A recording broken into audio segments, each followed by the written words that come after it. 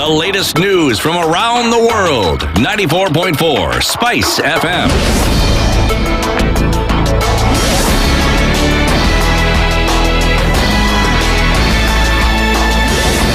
Good morning. This is the Newswire. I'm Leah Ubak. The High Court in Uganda has ordered the Ugandan government to produce missing Kenyan activists Bob Njagi and Nicholas Oyo within 7 days.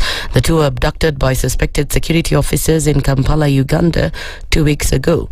The orders by Justice Simon Peter Kinobe, who presided over the corpus case filed by two Ugandan lawyers, came even as People's Liberation Party leader Martha Karua demanded action from President William Ruto.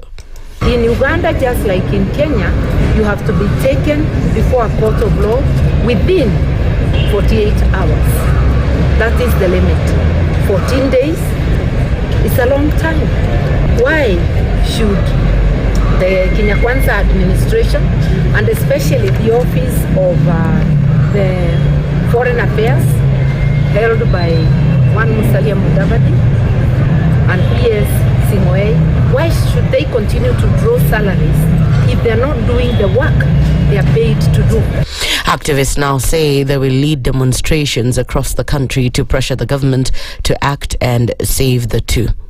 This Thursday, 16th October, citizens, human rights defenders will take to the street across the country to demand the immediate and unconditional release of Bob Njagi and Nicholas Oyo. We direct both governments to provide information on the condition and location of the two Kenyans without further delay.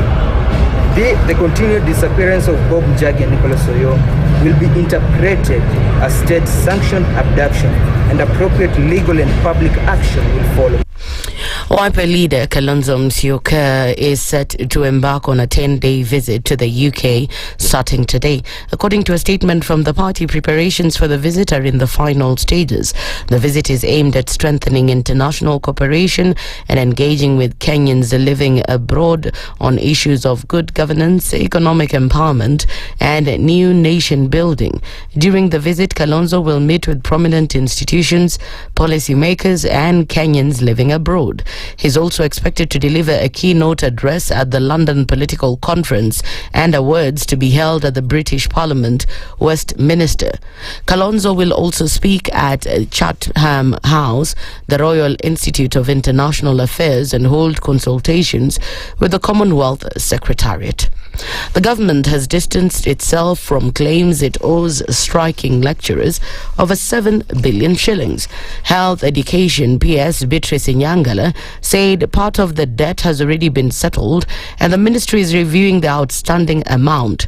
She added that the findings of a joint audit conducted by trade unions and government officials will be presented to the court today for further directions.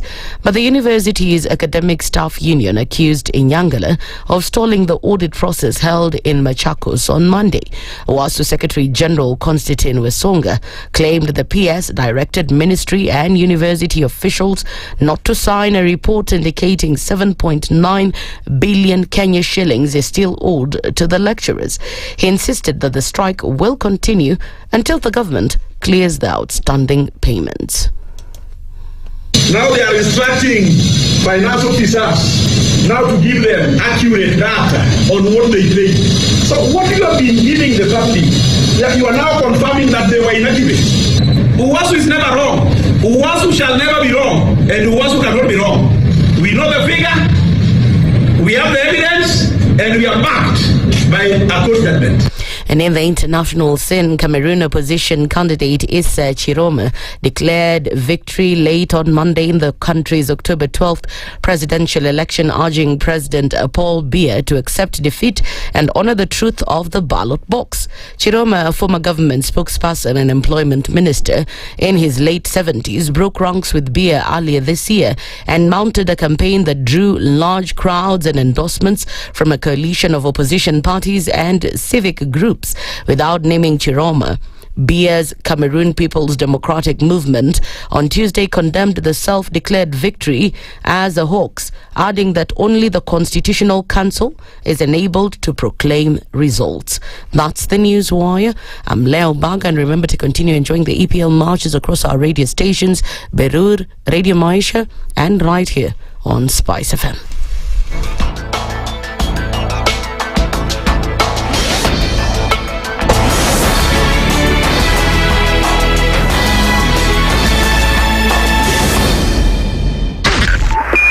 .5 Spice FM, Kisumu. The following takes place from 6 a.m. to 10 a.m. every weekday on Spice FM. We look at the utterances of leaders who are aligned to broad-based, who were initially in ODM. We thought they stand for something.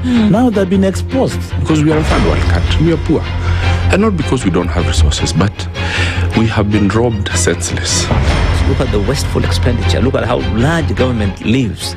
And we've said this is something that can be controlled. It happens in many other countries. Internally, we used to stand and tell him, boss, hii kitu ni mbaya. And you'd say, now he doesn't let me tell you. You saw the other parliamentary group meeting. People went there, sat, listened, looked at him. There was no plenary, left. The Situation Room, Kenya's biggest conversation. The following takes place from 6 a.m. to 10 a.m. every weekday on Spice FM. You have land, Dennis. Yeah. Okay, your own land. You use your own money to build it, and then you sell it to yourself. But we don't want foreign troops on Kenyan soil. But surely it goes a little bit deeper. This is it. If you find the tree is withering, then you call the person who is managing that tree. Come around. Yeah, Why don't tell me what is first of all, what's the problem? Yes, what is the problem there? How do we expect ourselves to move forward as a country? The Situation Room, Kenya's biggest conversation. The following takes place from 6 a.m. to 10 a.m. every weekday on Spice FM.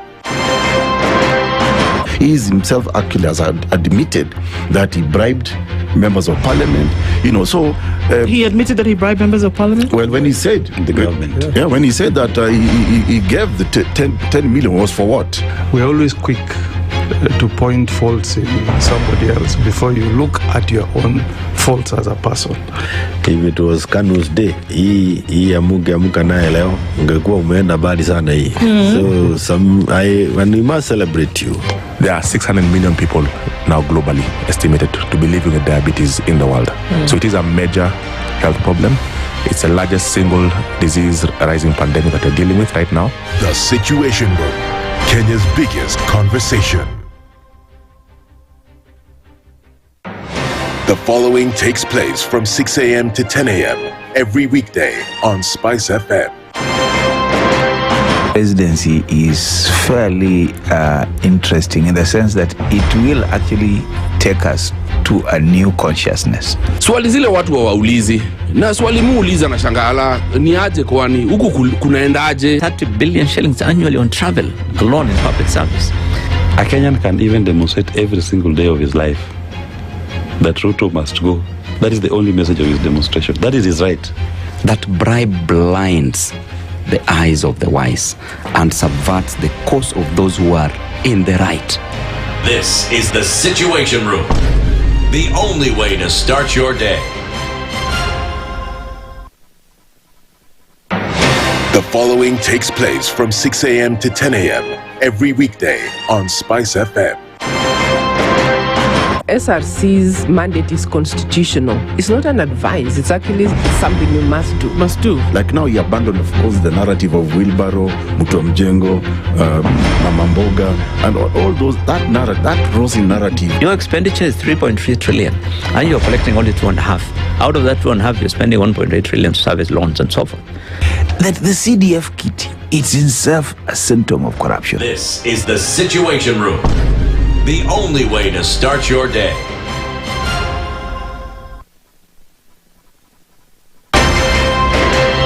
If we just gloss over issues and hope that time heals, then we may find that in generations to come, we might be back at the same situation. And the whole thing is born of stolen elections. Spice. When it comes to the decisions you make, you must be independent.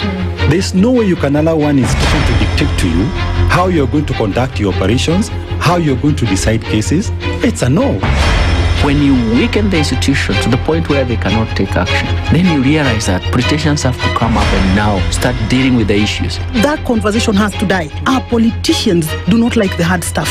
We must insist on the path of doing things right, whether popular or unpopular. Money changes hands. That is a fact. If you have political goodwill at the highest top, like in Rwanda, then corruption will be an issue of the past. If you don't have political goodwill at the top, we will pass laws, we will amend laws, we will continue passing laws and re-amending laws, and nothing will happen. This is the Situation Room. The only way to start your day. Good morning, and I love your show. Thank you. Having come from a Kikuyu radio background, I migrated to Spice because of the content. I was born in a slum, but somehow I got a break in life. So sometimes when you see the sweating coming out because of the passion and whatever it is, behind the noise, there are people. And we share the same umbilical cord. It shouldn't be like that. I am so disappointed. We used to tell Honorable Raila Amolo Odinga that he's doing politics of conmanship. And even President Uhuru Kenyatta, serikali hii ndio iko na conmanship ya hali ya juu. You cannot promise people that you reduce tax, then you double. In politics, there is the issue of trust. For you to turn around and then stab the same people who gave you that trust, there is no other level of dishonesty. Imabo, utaona dunia tu. The Situation Room, Kenya's biggest conversation. In this country, 6 families and 8,000 Kenyans control 90% of the GDP. We are not a country. We are a plantation. We work for Ruto. When you're telling the judges court orders are papers or they will not obey court orders, they're sitting and you're seeking orders from them. So how are they supposed to interpret it? Isn't it an oxymoron? When you see a judiciary that seems to be under some control somewhere, you start questioning. We have very powerful governors, but they don't use their offices to serve the people. If you are not shameful to do what you are doing, why should we protect you? I'm human. Everybody's human. So when you're told, kuja tuongee, I mean, you'd be a fool to say, staki kuongea. Conversations have to be had, you know? People in leadership should only go into leadership if they are ready and willing to change the lot of the people. The Situation Room, Kenya's biggest conversation. The following takes place from 6 a.m. to 10 a.m. every weekday on SpiceFM. We look at the utterances of leaders who are aligned to broad-based, who were initially in ODM. We thought they stand for something. Now they've been exposed. Because we are a third world country, we are poor. And not because we don't have resources, but we have been robbed senseless. Look at the wasteful expenditure. Look at how large government lives. And we've said this is something that can be controlled. It happens in many other countries. Internally, we used to stand and tell him, boss, hii kitu ni mbaya. And you'd say, now he doesn't let me tell you, you saw the other parliamentary group meeting. People went there, sat, listened, looked at him. There was no plenary left. The Situation Room, Kenya's biggest conversation. The following takes place from 6 a.m. to 10 a.m. every weekday on SpiceFM. You have land, Dennis. Yeah. Okay, your own land. You use your own money to build it. Mature, intelligent talk every morning. Spice up yourself. Mornings done right. 94.4 Spice FM, Nairobi. All my bags are packed, I'm ready to go. Outside the door, I'm so lonesome I could die. Taxi's here and it's blue, it's morning. Early morning.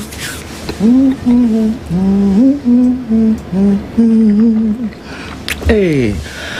So kiss me and whine for me. Tell me that you're over me. Hold me like you'll never let me go. 'Cause I'm leaving on a jet plane. Don't know when I'll be back again. Good morning. Morning. Oh, hi. Sorry, How are we're here, you? Kumbe. I was just, listening to music in my head. How are you? You fit it. Mimi niko salama. I must say, your outfit looks really amazing. Thank you so much. Somebody can swim in the compliments that you give. Dennis. Thank you very much. Plus the shoes. The shoes. Have you seen the shoes? Your shoes? Yeah. No, I haven't seen them. I just came in when you guys were already. They look really, really, really good. It's a good look. Thank you. Sasa ona huyu. Ona huyu ameenda chini ya meza. Under the table. You guys are talking about shoes. Niko chini ya mwamba. Mwamba juu yangu. I can't see. Yeah, you can't see from. You just have to completely move. Yes. Oh wow. Okay. Yeah. Okay.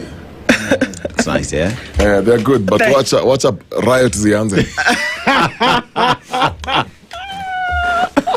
Tulitoka huko. Tuliachia Madagascar. Those are for just chilling. Chilling, yeah. Wacha tuanze kutoka mbio hapa. Remove the shoes. You remove the shoes and start running. You actually went under the table. I don't even know what to do with you, man. Hey, how are you? I'm good. How are you? I'm all right. God is good. Amen. No. Yes, all the time. It is true. And all the time. God is good. Yes. And that is his nature. Church, wow. I don't understand why people say that thing. Can we just... Wow. See, you're just ongeza. Why though? Wow. It's praising him. People most times they don't even know what they're saying. They just keep saying it. Yeah. And that's his nature. Wow. Wow what? Wow. That's his nature, that he's a good God. So wow. Yeah. Who made that up though? Who made that up? But he is a good God. I know, but why wow? There's a wow going. Oh, people add wow. Allah? Oh, wait. Wait. You didn't understand what I was saying? And that is his nature. Wow. Yes, they say it's I didn't get the memo. No, I didn't get the memo. It's horrible. I don't understand why people do it. It sounds terrible. I'm sorry. It's a Kenyan thing, I think. No. Is it? It came from Nigeria. Our Nigeria. Hey. Wacha tusianze because these Senegalese people who then came to Kenya and then yesterday we didn't add what yesterday what up ni ukituchokoza. Why are you angry? No ukituchokoza. No, you accuse us. That you have a dispensary. You accuse me I have a hospital and I don't have one. I know. All you do is buy over-the-counter medicine. All the way from Senegal to here to be accused that you have a hospital. Imagine. You've come all the way from Senegal. Is this small hospital that they didn't to It's an insult. Come on. I know. It's an insult. Interesting times. You'd rather say I own a pharmaceutical company. Yeah. Hospital. Big pharma business. Look, a hospital. That's what you're accusing me of. Please accuse me of something better. Yeah. Hey, man of the match is one honorable Kibageni. Man of the match. I'm telling you, what? That was fun to watch. It was fun. So do I just get quiet? No. When you push a man to a corner like that. Hey. Yeah. No, cabinet minister needs to comport himself better. Did you watch the whole thing? Yes, I did. It was sad to see that it's it's just that the distance between him and it was Okoh. It was here and there. If they were like just right across, something would have happened. Today headline will be a different story. Yeah. It was. I mean, it was interesting, and at the same time, it was sad to see that we can degenerate. But then also that certain issues are not addressed. Come on, guys. The thing is this: people are angry. People are angry. Yeah. That was a representation of what Kenyans are feeling, and if you don't get the pulse of that, then I don't know. Yeah. It was a representation. I think as well, when issues are brought to the table, you try to deflect to non-issues. People will actually come for you. Yep. You know, so it's about time. If there is a problem, let's fix the problem and stop trying deflecting. Or at the very nonsensical things. Or at the very least, just own up to it and say, look, okay, fine, this is where we are. Let's see how we can sort it out. at the very least, own up to it. That would be the gentlemanly thing to do, I think, in my opinion. It is what happens when you make people feel like there are two clusters of people. Yeah. So the people up here, you're untouchable. The attitude of Utadu. Exactly. Then you have the people who are below here who feel like, okay, you know what? It's fine. You may be protected. It's fine. You may have people around you who will protect you, who will cover you, who will do this. But the things you just can't get away with. The person that kind of cemented everything for me and that said nothing was the one that painted the true picture of things, and that was P.S. Oluga. Yeah. Because he sat next to Twale. His eyes said everything. Yeah. But he was like, oh my God. It's my boss to speak. I think where are we? I've not been cleared to speak. I think he was feeling like, okay, my next. Okay, what's going to happen next? He's the guy that everybody needs to have looked at to understand this is exactly what's going on here. But that's where we are, folks, and that's what it looks like. And that's why it's important for us to have such conversations, and we're going to do it. Good morning. It's Wednesday, Abi? Yes, it is. It is Wednesday. It's the 15th of October. Excuse me, hello? Did anybody hear me when I said it's the 15th? Yeah. We are 15 days into the month of October. 15 days after September. September closed. We are now 15 days into And October. there are people still on strike. Yeah. There are people who haven't been paid. Yes, exactly. It's a sad state of affairs. It is. It is. It is. That's where we are. It's for those who know. Yeah, it's a very sad story, and things need to be done. Sijui kama mnaelewa French. Ama tutakasirika. Tadu. Check it. Kari usinilete. Don't do that. Usinilete, vaa jacket yako. Okay. My Lord, who are these men? Yeah, gotta love it. Well, so happen to Tuko. Let me tell you what we're talking about today, shall we? Live streams are indeed up. Everybody, good morning. Karibuni sana. As we get into the conversation today, this is the Situation Room. Dennis Aseto, Dennis Okari, and Okoh with you this morning into the Situation Room. Can you speak his conversation? We'll have a couple of those today. Let me tell you what those will be. So, at 7 o'clock, we're going to have a conversation with Reverend Dr. Elias Otieno Agola. He's the chairman of the National Council of Churches of Kenya, the church in politics, all these things that have been happening, these things that have been said. Do you know the last 4 major political statements or positions that have been held or created have been done from where? The pulpit, the church, and not by members of the clergy, but by politicians on church pulpits. So come on, guys. What's the place in Kenya's power play? Is it just a platform that's being provided for folks to come and say whatever it is that they want? Or are you actually part and parcel of this leadership and guidance? We'll talk with Reverend Agola at 7 o'clock. So let's hear, all right, you've said that you're in it. Let's see how far in it you actually are.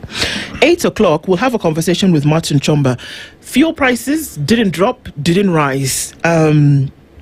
So relief or more pain at the pump. Looks like this month is what we're not going to be having too much of an issue with. We're going to talk about the intrigues around this with Martin Chomba, who's the chairman of the Petroleum Outlets Association of Kenya. He joins us at 8 o'clock. Now, have you gotten your registration all done? Have you? For voting? Let's see. AI, blockchain, and the ballot. Could this be the future of voting come 2027? Ambassador John C.W. is a governance expert and a blockchain analyst, and he'll join us at 9 a.m. for us to look into this conversation. And how could technology actually affect the way we vote if it is going to come in and play in 2027? We'll talk about that, and he'll join us with one other guest. We'll tell you who that is when he comes in at 9. So that's what it looks like this morning, guys. And we're getting right into it today. Our audience on KTN, good morning. Welcome to the Situation Room. And as we continue, like I said, our live streams are up on YouTube, Facebook, and on X. Let's get into it, guys. It's going to be a fun ride. You went on a ride and came back from Liberia. All right. Did you know that Liberia has the largest ship registry? Sheep as in meh or sheep as in male? Male. Okay. Yeah, so it has one of the largest ship registries, meaning that many ships sail using the Liberian flag. You know? Oh. Yeah. Okay. Yeah. And as well, it is one of the countries with the largest rubber plantation. So if you think Firestone, yeah. It was established in 1926 in Liberia. And languages, English is the official language, but they have over 30 local languages as well that they do use for communication. But let's go to the proverb. You cannot climb 2 trees at the same time. You cannot climb 2 trees at the same time. How would you interpret that? I guess you can only really focus on one thing to completion at a time. That if your mind or your actions are split, likelihood of one suffering then is very great. So I guess it's a call to focus, do one thing, finish it, and do it well, as opposed to having your cooking spoon in many pots at the same time. One thing done well is worth doing than many things done halfway. Methinks? I think it's as simple as it's all about prioritizing things that are important to you, and then putting your focus and energies towards that one thing. You can't have 2 masters, and you can't serve 2 masters. You can't have 2 coaches. There's something they call when it comes to trading. There's something I like calling going deep and not going wide. So when you go wide, then you have a lot of options. You have 2 trees, 3 trees, 4 trees, and you will spend too much time trying to figure out, okay, what exactly do I do? How do I climb 2 trees? But when you focus on one, you're just thinking of this one tree or one thing that works for you, whether it's a business idea or generally just any assignment. You know how, you remember in high school, KCSE na Caribbean, and then you realize you have not covered some syllabuses, though you have completed, then you have like 4 books on the table: biology, physics, chemistry. Let's see what I can get from all of this. And you're trying, I don't know whether it has happened, whether it happened to you guys. I did that. Like you're trying to think, okay, next 10 minutes, let me do math. Another 15 minutes, let me try biology. Your mind is scattered. And it's unfruitful. You can't do that. So I think it all boils down to prioritizing what is really, really important and works, and focusing on that. A story is told of I was once somewhere and I was just told, from this point on, just keep left. Whatever you do, don't turn right. Just keep left. And as I was proceeding, you get to a junction where now you can go right or you can go straight ahead, but you've been told to do what? Keep left. Just keep left. You'll end up to the destination. You know, most of the time you get to a point in life when you're like, it is so rosy on this right side. Let me just go this way. Let me just go this way and see what is there. Yet your final destination is on the left. If you divert to go to the right, fine, you'll go see. But remember, you will not achieve that which is meant for you. Indeed. So just stay the course. I love it. Stay the course, isn't it? It speaks of relationships as well. You have too many women. Sindio? Bibi wawili watatu. Can you imagine? You're just sharing your love anywhere, anyhow. To the men, utazeeka haraka. At 4, in this day and age, 4, you have 4, 5, 6, hey. And you're splitting your energies apart from your resources. Utaisha haraka. You know, even the Holy Book tells you have 4, but among the 4, you have to give them equal treatment in everything. How do you even do that? Everything. Everything equal. Equal. Ata nini equal. Equal. Nini.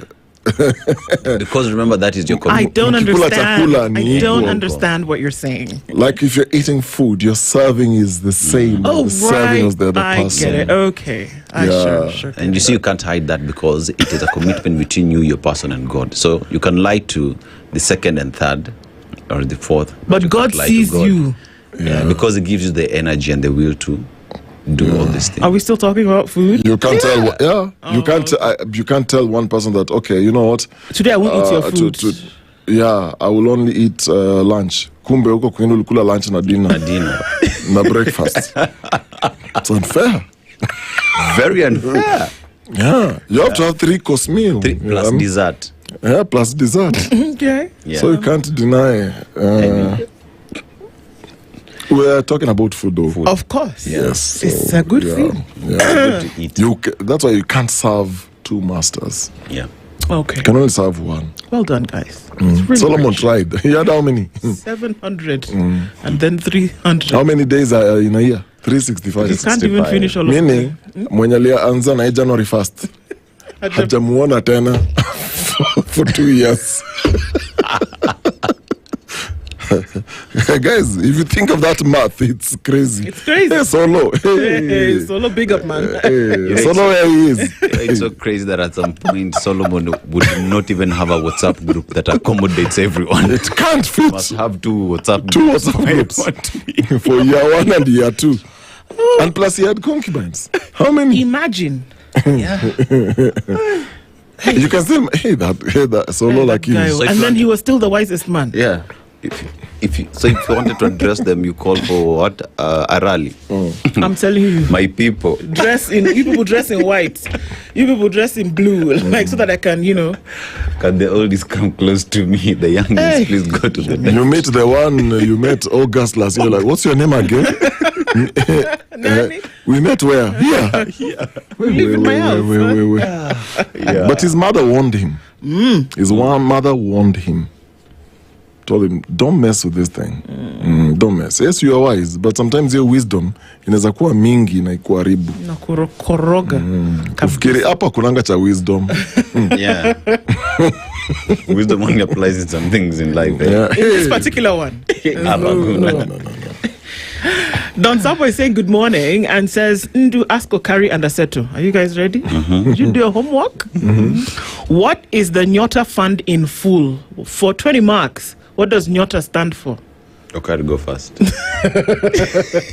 I'll give you a sweet. Nyota stands for National Youth Opportunity Transformation Agenda or something. Well done. Right? Yes. I'll give you the sweet tomorrow. Yeah. So, are we having Kibagendi and the Parliament showdown? And does it need a teaser? Or when are we having Kibagendi, Parliament and the showdown?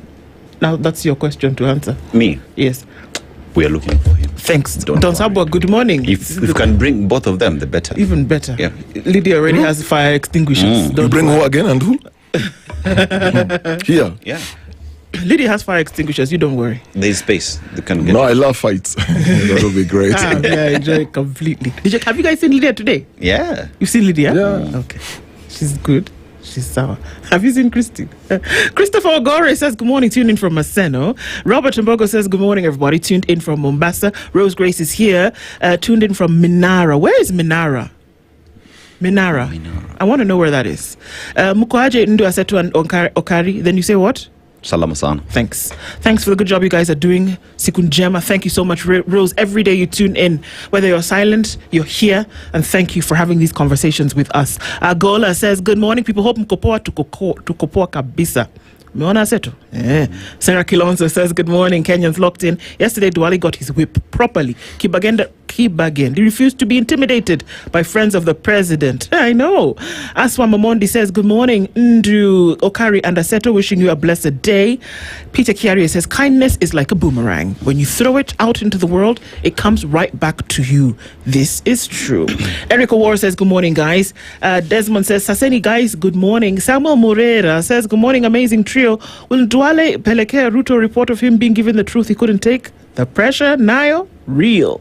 Leo says, good morning. Good morning. Dennis and Aseto and Princess Ndu. The shouting match was interesting. Was it a case of the pot calling the kettle black or shouting on who has dipped his hand in the cookie jar more?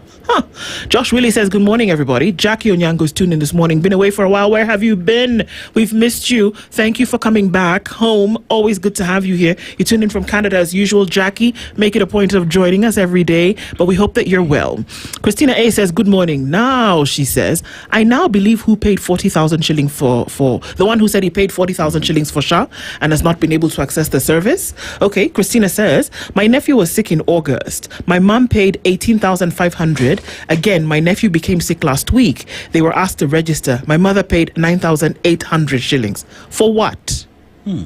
Even if you were paying 1,000 shillings per month on SHA, it comes to about 12,000 bob. Now, if it's graduated, this now that she's paid comes to a total of 27,300 shillings, around that. It's a bit sticky, and I guess that was the import of the conversation that was being had before the Parliamentary Committee on Health yesterday. Daughters of Africa says, good morning, comrades. This shouting match was epic. Should we give them gloves? Gloves are off, my friend. I think this is a very different kind of fight. Stephen Bada's tuned in this morning from Kanamai. Majengo, good morning to you. Agolo, you love that song. One of my absolute favorite songs, actually. Aguto Ogembo says good morning. Tibbs Muge says good morning. U.S. tax treaties up, isn't it? Indeed. Bob Akoko says good morning, tuned in all the way from Rongo. Christina says it's like I'm working for Shah. I asked my mother, I've just thought about another song. I asked my mother why they paid twice. I was pissed off yesterday night. It's like Mashinani people don't know how Shah works and said the system had failed for a week. A week you go to access the system, it's not working. So come on, guys. Healthcare system. Come on. You guys said I should breathe, Abby. I'm breathing. Faith Sander says, good morning, DND. Hata Mimi, I want to see the shoes. You want to see the shoes? Okay, we'll talk to Lydia. We'll show you the shoes. I'll stand on the table. I have this Sander. It's a very interesting because we also have that name in northern Nigeria. Interesting. Charles Odor says, good morning, listening to the hottest show on earth. Moto kama pasi. Good morning, karibu sana. Jimmy Gakio says, good morning, tuned in. Ki bagendi hiki duale vizuri. Carol Nyamweya natupenda sana. Good morning, sister. Good to have you here. Indeed, Agola PS Oluga froze. It was interesting to see him. Abraham Kimeli says, good morning. 85 days to the new year, indeed. Chiboli Shakaba says, good morning, tuned in. Listening from Maryland. Isaac says, good morning, Team Spice, tuning from Mogadishu. Must Shah be forced down our throat? That's a good question. Dr. Venvik says, good morning, tuned in from Tudor. Kibagendi is full of something, you say. Jonas Oenga. Boniface Joroke says, good morning, listening from Somalia. Cyan says, hi guys, waiting for good conversations. Were the MPs angry because they don't have hospitals that can benefit them from Shah, or do they generally love Kenyans? That's a good question. Peter, good morning. We see you. Louis Rita Sangwa says, good morning, Spice. The sisters tuned in as well. Good to see all in good form. Rogers Nyange is also tuned in this morning from Voi. Antonina Kehika says, good morning. I was looking forward to today's conversation just because of Duale's saga. Kenya is rich in playgrounds, isn't it? Tips Muge says, too many cooks in the kitchen. Absolutely can't deal with that because then you get a crazy state of things. Amaya Okeo says it's practically impossible, one food at a time. Indeed. Kirua Kipchichir, good morning to you. Grace Omolo tuned in from Nakuru. Thank you for being here. Asante Sana. Kenya one, who keeps... Okay, Kenya, just chill. Brian Rono says, good morning. Even the distribution of the cooking stick would be equal. Indeed. Georgia Koth, good morning to everybody. We see you. Ben Nyawide says, good morning. Mutuflani, good morning. Leo salimia kila mtu behind the scenes kwa majina. All right, let's do it. Lydia, good morning. Christine, Uko somewhere. Joylene is there. Who else is there? They said we greet everybody behind the scenes. We see you. Good morning. Kev is there waving. He's wearing red. And Selfa is on the other side of things, running things on the Radio Maisha side. See, now you've heard everybody that's there today. Thank you so much. Very important that we keep those things rolling. All right, quickly. Lewin Masharia tuned in this morning. Wenzel Dashington, you've been away for a few days. Good to have you back this morning. Ricky Kinyanjui, Andrew Chira's here. And Derek Mugambi is also tuned in this morning. Pan-African, we see you. The name Agola keeps reminding me of the song Agolo by Angelique Kidjo. One of my... Oh, that woman could do a proper performance. Charles Mwabili says, is this now a greeting hour? Yes, we are greeting people. Matthew Lesanjo says, good morning. Nakuru is tuned in and locked. Karibuni sana, everybody. Good to have you in the room. Necessary for us to recognize you as we do. All right, let's look into the papers this morning. And on the front page of Kenya's bold newspaper, The Standard, Duale, bully in chief, is what is screaming in the headlines this morning. Tempers flared in Parliament as Health Cabinet Secretary Aden Duale clashed with MPs during a stormy Health Committee session, trading insults and accusations of intimidation. The dramatic exchange, which saw lawmakers walk out in protest, laid bare deep tensions over the troubled social health authority, with MPs accusing the minister of arrogance and contempt while he dismissed them as junior members unfit to question him. Interestingly, remember, it was not just Anthony Kibagendi. There was a nominated member of parliament also who was putting him to task, asking questions, and she was of the opinion that Cynthia, what is her other name? I'll get it. But she was also we're asking questions. Don't demean me. And it was the demeaning nature of his speech that got her riled up. And then we saw, of course, what happened after that. We'll look into details of that. The story of the gentleman who shot someone with a bow and arrow outside State House. The relatives described Kithuka Kimunyi as a troubled loner whose actions hinted at mental instability. This mental health issue is a big one. Many people. I mean, just yesterday I had a conversation with somebody who is clearly bipolar. And she doesn't even, she is so off, but in her mind, she's okay.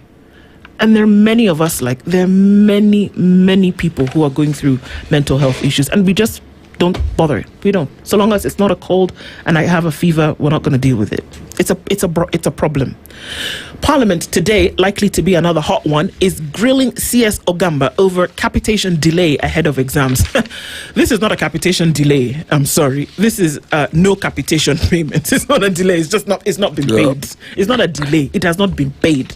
A delay means, we are late and it's coming. It has not been paid. Exam start, the KEPSEA takes place on the 27th of October. Today is the 15th. That's in 12 days. 12 days. All right? Grade 10 rollout in limbo as MPs demand CBC textbook audit. See, I don't like the things that are going to give me a headache in the morning. But those are real issues and we're dealing with them. A man who killed his stepdaughter to punish his wife for cheating. You heard it. When I tell you that we have problems, a man has killed his stepdaughter to punish his wife for cheating on him. I know. I'll read you the story because it's madness. It's absolutely crazy. Looking at other headlines, of course, State House guard death exposes security lapses, also mental health issues. And this is what the family's saying. Our father was lonely, and I don't know. Duale engages MPs in shouting match after queries on health docket. 4,000 workers want sugar mills leasing stopped. Pay us our money, essentially, is what they're saying. So yesterday at the Moy Forces Academy in Eldoret, there was the celebration. It was KDF Day. And there was, of course, the president in military fatigues celebrating former servicemen and women. And UON tops the list as new audit exposes unclaimed billions in universities. Quagmire of oxymoron. But that's what we're looking at today. And senators demand action over audit reveals that millions from e-citizen has been lost. Lost, Yani, like, you know how you can lose your keys? Yeah, we've lost millions. It fell by the wayside somewhere. Yeah. Over to you, sir. Ilipotea. Kwa nimebeba ikaanguka kwa barabara ikapotea. Yeah. Let's go to the Daily Nation. Killer linked to State House now. Murder slain GSU officer Ramadan Matanka was the son of former State House employee. He first worked at the state residence after completing high school in 2019 during a cleanup campaign where he met and befriended Kithuka Kimunyi. Later, he joined the elite guard guarding the premises where his life was cut short. Now, Kithuka Kimunyi is the suspect accused of killing the GSU officer with a bow and arrow near State House. This as we look at President William Ruto in his KDF jungle uniform before leaving State House Nairobi for KDF Day celebrations at Moi Barracks Eldoret. His first time in military attire. One must say those boots look new. Now, Ruto outlined plans to modernize KDF. President pledges a new military base, upgrade of equipment and addressing soldiers' welfare to boost war on cybercrime and terrorism. One would say addressing the soldiers' welfare has always been a talk. Perhaps it's time to do the walking. Now, most popular senior school pathway, science, technology, engineering and mathematics, is the most popular pathway among grade 9 learners. Some 569,000 students have opted to study STEM in senior school. Another 437,000 have chosen social sciences, and some 121,000 students want to specialize in arts and sports. Now, let's talk about a push for sacked civil servants to receive pension. And public servants who are sacked will be eligible for pension and compensation if MPs enact a proposed bill. It seeks to legislate pension as a right. And on matters to do with health, Duale battles sharp corruption claims by MPs. That is, Ed and Duale clashed with lawmakers during a stormy health committee meeting over graft in state medical scheme. And Kenyans who went to war for Putin are finally speaking out. A former police officer recounts his experience at the front line in the Russia-Ukraine war. Officials say at least 29 Kenyans are caught up in the crisis. Those are stories that are making headlines on the Daily Nation this morning. Let's just see what we also have further ahead. Pretty much, yeah, the same stories. And to take action against dons who skip duty, Varsity is told the Ministry of Education has ordered a crackdown on striking lecturers who are absconding duty. Public universities have been directed to enforce internal policies as the lecturers' month-long strike drags on. One would say there is a problem that the dons are raising. If you address it, they go back to class. Telling universities to crack a whip on them, you're not helping the situation. It is the same case that we see in Kiambu when it comes to doctors. Well, a book will be written. Okay, let's go to the Star. The headline: Rifts emerge as Gachagua battles for Mount Kenya grape. Growing list of rivals is exposing deep fissures in the region. Then there's a photo there of a State House GSU officer who died from bleeding after arrow pierced through the heart, slaying GSU officer Ramadan Matanka. Kithuka Kimunyi, who is accused of killing Matanka at State House gate, is brought to Kibera Law Courts. Then there's a picture there of the Commander-in-Chief, President William Ruto, during celebrations to mark Kenya Defence Forces Day at Moi Barracks, Eldoret yesterday. Ruto dons military fatigues in honor of Kenya defenders. And then let's look at the inside page. What's a Kwanza Tuanze na mvua? Let me start from something I was just reading here before I missed it. So expect rainfall this week. We had rainfall when was the last couple of weeks ago, yeah. Just a couple of weeks ago. So Kenya Met Department has issued a weather forecast for this week and predicting rainfall in several regions in the country. So the weatherman is telling Kenyans to expect showers, well, in the Central Highlands, like Victoria Basin, Rift Valley, coast, parts of Western, Northwestern, and Northeastern. The forecast covers October 14th to 20th. So ilikuwa inafaa kuanza jana. So there are areas kuna manyunyu hivi. So until 20th.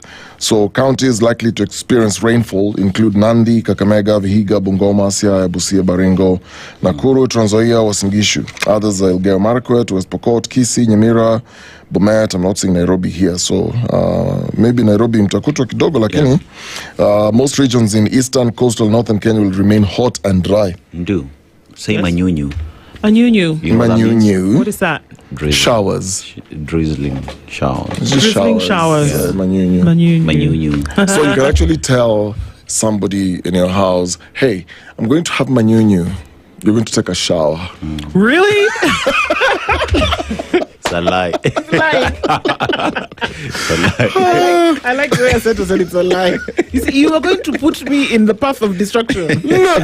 It's just telling somebody, I'm going to have manyunyu. I'm going to take a shower. Manyunyu shower. Manyunyu. Showers, yeah. I'm going to have manyunyu. Set me up. The lily ya mvua ni manyunyu. What? The lily did what? Dalili ya mvua ni manyunyu. dalili. Signs of rain is when it drizzles. Signs of rain. Okay. So you can't manyunyu. Okay. Oh, you can, but moving on. Let's move on now. Yeah. So President William Ruto has appointed Eliud Owalo to head the newly established Government Efficiency Office. Why am I not surprised? This position, according to State House, signals the Kenya Kwanza administration's commitment to making government operations more efficient and ensuring that public resources are used wisely. Let me repeat this. Repeat that statement. So there is a new office. And the new appointee is Eliud Owalo, who's going to be the head of this office. It's called Government Efficiency Office. Now, the job description is to ensure that there's efficiency and ensure that public resources are used wisely. I have a question. Me too, but please go with your... So he has been head of delivery unit. Thank you. So First question is, has he delivered in that office he was in? Then you're taken to an office that talks about efficiency. Is it an admittance that things have not been efficient and that public resources have not been spent well? Isn't that what the delivery units is supposed to do anyway? Yeah, anyway. To ensure that there's delivery of these services across the board in an efficient manner. It's called what? Performance Management Delivery Unit. Yes. PDU. PMDU or something. Delivery unit. It's and it's under Office of the President. Yes. Because this one is also going to fall under the Office of the President. So that PDU, does it not have people who are working in the office? It does. So this new office, you're going to create another office. You're going to staff it. You're going to resource it. You have a head. He's going to have his assistants and all of these things. So you're spending more money to putting together people, increasing your wage bill, and then you are creating an office. You're duplicitous in nature to ensure that people are doing the work which you already have a constitutionally created office to do. I think even duplicitous is not the word. Let's use triplicitous because we already have the cabinet that's supposed to do everything that all these other units are doing anyway. You know, if you're to talk about mandate overlap, this is where you have, okay, so let's just be clear by definition what the other office was doing. Like so you're Musk. trying to track performance. So the idea here is you're tracking performance of various ministries. You're also checking on whether they've delivered on the pledges that the head of state has made in line with the party's manifesto and objectives. And also you're looking at the different programs that the government is launching. So there's a department that does the follow-up to ensure. I want to use government language to ensure that there is efficiency and the delivery goal is attained. Okay. But you also have the Public Service Commission. What does it do? You have the National The Public Service Commission also oversees efficiency, correct? Yeah. Oversees efficiency and human resource, correct? And also performance in the civil service, because this is government. Yeah. So let me continue. The appointment was formalized under the Executive Order Number 1 of the 2025 issued on June 9th. This order reorganizes government structures to boost operational effectiveness. Now, the new office is modeled after the UK's Office for Value for Money and the USA's Department of Government Efficiency, formerly led by Elon Musk. So, Ilidowaloni, our Elon Musk. EOEM. Yes, EOEM. So we have our Elon Musk now. If you want to develop, imitate the developed. What did Okoh Mtata tell us yesterday? If you want to develop, imitate the developed. Now that doesn't mean that unasema, oh, wakuna office ya doggy. So we now make a doggy office. We need a doggy 2.0. Stop it. Okay. Nimewacha. All right. Let's go to another story here. MPs query status of 1,729 Wi-Fi spots doubt sustainability. So MPs are questioning the status, and I will take you back. It's questioning the status and sustainability of the 1,721 Wi-Fi hotspots rolled out under the National Optic Fiber Backbone Infrastructure, NOFB. Now, during a session of the National Assembly ICT Committee yesterday, lawmakers expressed concern that many of the hotspots established to boost internet access in markets, in schools and public spaces may have stalled or gone offline.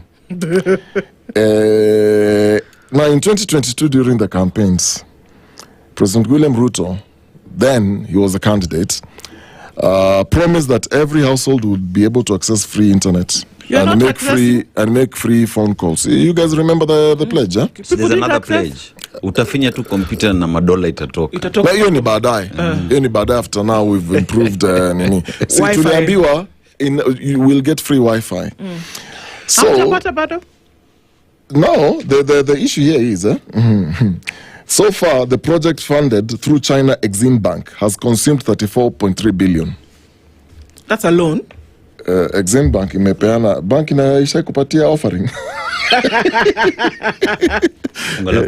Kuna bank inakupenda Aseto, you walk in and can I get 34 billions? Get 34 billions, and then the bank is like, oh, I think we like you a lot, man. Let's give you 34 billion. So we've spent 34 billion in setting up internet hotspots. In the last 3 years. In the last 3 years. Yes. So, Kiarie, this is the greatest South MP, said the government must explain how many sites are still functional and what measures are in place to ensure long-term sustainability.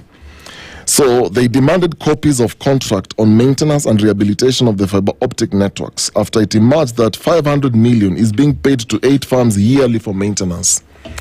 So kuna 34.3 billion. Okay? Now every year to maintain these 1,721 public Wi-Fi hotspots, you need to spend 500 million. Naandika hii mahesabu. The math is not mathing.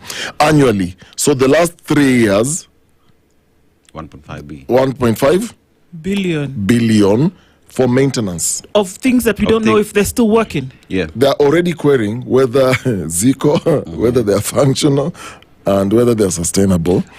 Before we even now go to open the books to check the contracts that then allocate these funds for maintenance. So what are they maintaining?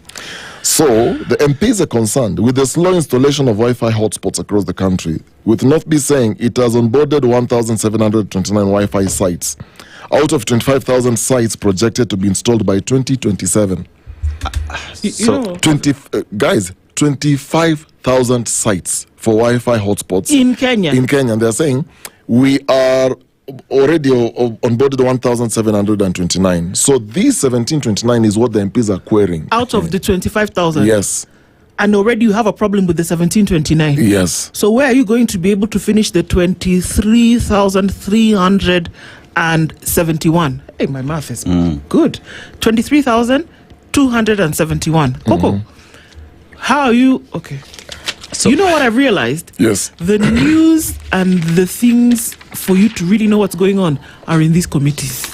They're in these committees? In these committees of parliament where people are summoned, where questions are asked. That's how you know what's really going on. You know, my question is not even about the 1,700. Question is, has anyone, any of our listeners, seen these hotspots? Have you accessed public hotspots, for example? Kiaria himself was speaking. I mean, Dagoretti South. So Kirindini Market, does it have one? If you go to Ndonyo Market, does it have one? So in your own constituency, have you seen these things that you're querying? So let's speak in terms of even the 1,700. What evidence do we have that they were installed?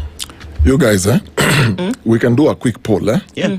You know, we may be ignorant. We may not know. We may not know. It will be important for us to hear from the listeners and the viewers. Yeah. Please tell us, have you managed to access free Wi-Fi in a public space? In public space in the last installed 3 by years. government in the last 3 years. And it's still functioning. And it's functioning. And how would you know that it's government installed Wi-Fi? Zimewekwa wapi? We need to understand how this thing is working, because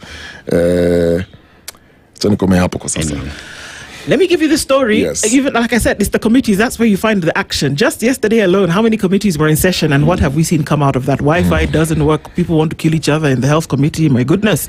Let me tell you this story about a man who killed his stepdaughter to punish his wife for cheating, as though 1 + 1 = 3. A man who admitted to killing his 2-year-old stepdaughter to teach his wife a lesson has been sentenced to 25 years in prison by the High Court in Nairobi. Justice Alexander Muasia Muteti of the Milimani High Court yesterday found 37-year-old Stephen Otieno guilty of manslaughter, describing his actions as savage, barbaric, inhuman, and insensitive. The child, Tamara Deborah, also known as Jockey, was defiled and killed in 2017 before her body was abandoned in Thogoto Forest. Wait, this by the father? Yes. Stepfather in this case. Stepfather, yeah. Not that it makes it any better. Yeah. This case presents a grim picture of a macabre killing of a minor by a person the child had all along identified as a father figure. It was the highest form of betrayal by the accused person against the victim and her mother. Otieno's conviction came after a plea bargain agreement which reduced the original murder charge to manslaughter, contrary to Section 202 of the, as read with Section 205 of the Penal Code. A pre-sentence report presented to the court revealed that Otieno confessed to the offence, stating he acted out of anger and jealousy, suspecting his wife of infidelity. He admitted the offence. He stated on the material day he took the victim to the forest, defiled, and killed her. He later left her in the forest and returned to his house, as though nothing had happened. He was led to these actions as a result of constant disagreements with his wife. He felt that she was adulterous and thus wanted to teach the wife a lesson, and therefore resorting to committing this offence. You're mad? Take a walk, man. Go run in the same forest by yourself. But people are sick. Sick. Because if you say that you did this, you defiled she's 2 years old. You defiled a 2-year-old girl, then you kill her to teach your wife a lesson because you thought she was cheating. What happened to the art of conversation? Get angry, shout, take a walk. Walk 10, 15 kilometers, but you take a life, there's something wrong with you. You've not been cemented in that relationship, but even cement is usually broken down. I mean, if it gets to a point where you can't be in that relationship because of what happened, walk out and walk away. Go. There's a reason why breakup is a reality. Yeah. And divorce also does exist. Leave them. What have you done? What have you done? Yeah. Those are the things that we deal with. Good morning, 7 a.m.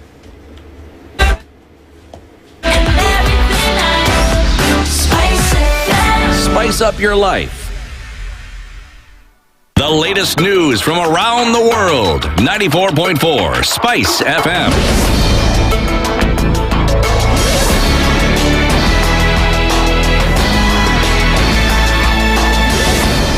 Good morning. This is the news wire. I'm Leo Obaga. The government has formed a task force to harmonize salaries across public service institutions, aiming to eliminate pay disparities and ensure fairness for all civil servants.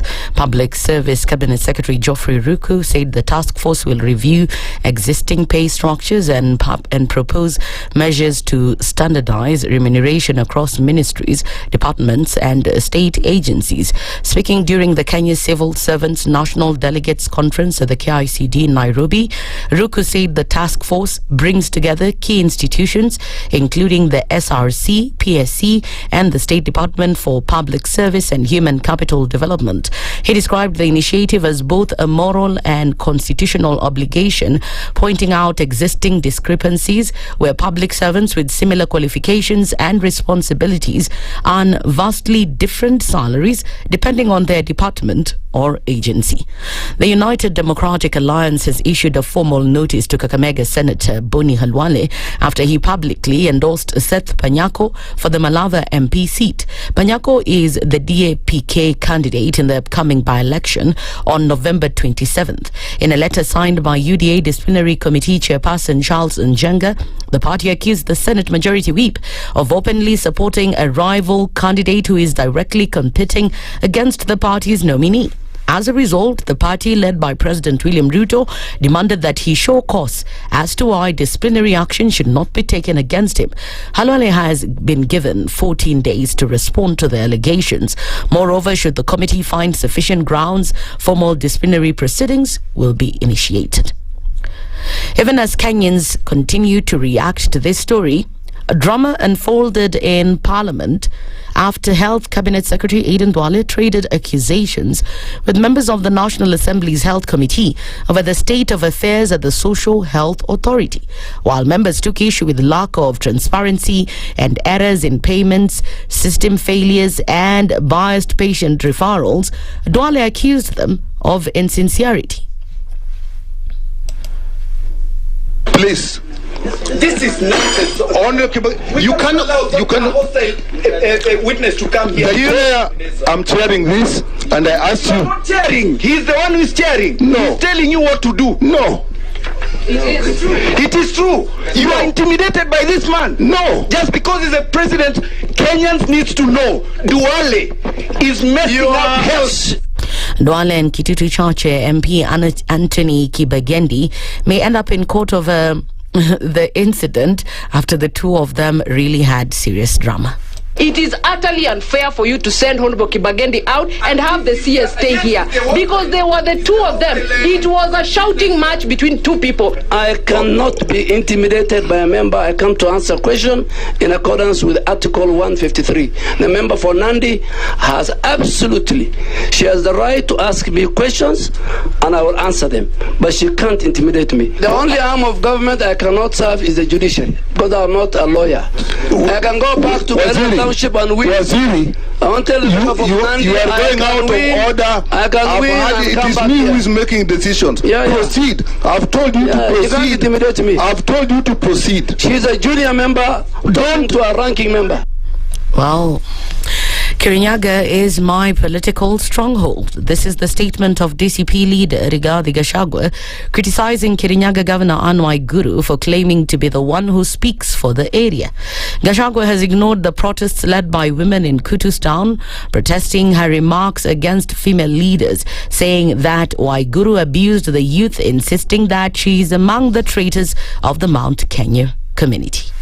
Nimeona gavana wenu ameita wamama jana, anasema asizirigijia asikuja Kirinyaga. Hapa ni wapi? Hapa ni wapi? Hapa ni Kirinyaga. Sasa katika siasa ya Kenya, haja kidogo, katika siasa ya Kenya, hapa Mwea na Kirinyaga kisiasa, hii ni bedroom ya nani? Hii ni bedroom ya nani? Si hii ni bedroom ya Rigiji? Hii ni bedroom ya nani? Mtu anaweza sema mtu asiende kwa bedroom yake. Sasa wala wanasema ati mimi sitafika Kirinyaga. Hapa ni wapi? Mimi nauliza, wewe kama unataka kupimana nguvu na Rigiji, kuja kwa hii mkutano. That's the news wire. I'm Lydiah Ubaga.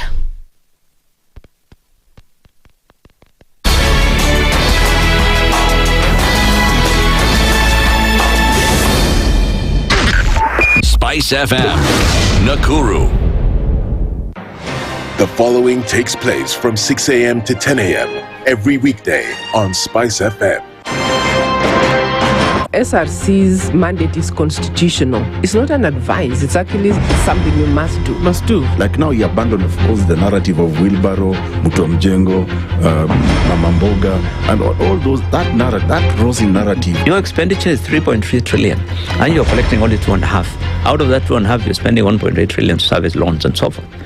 That the CDF kit, it's itself a symptom of corruption. This is the Situation Room. The only way to start your day.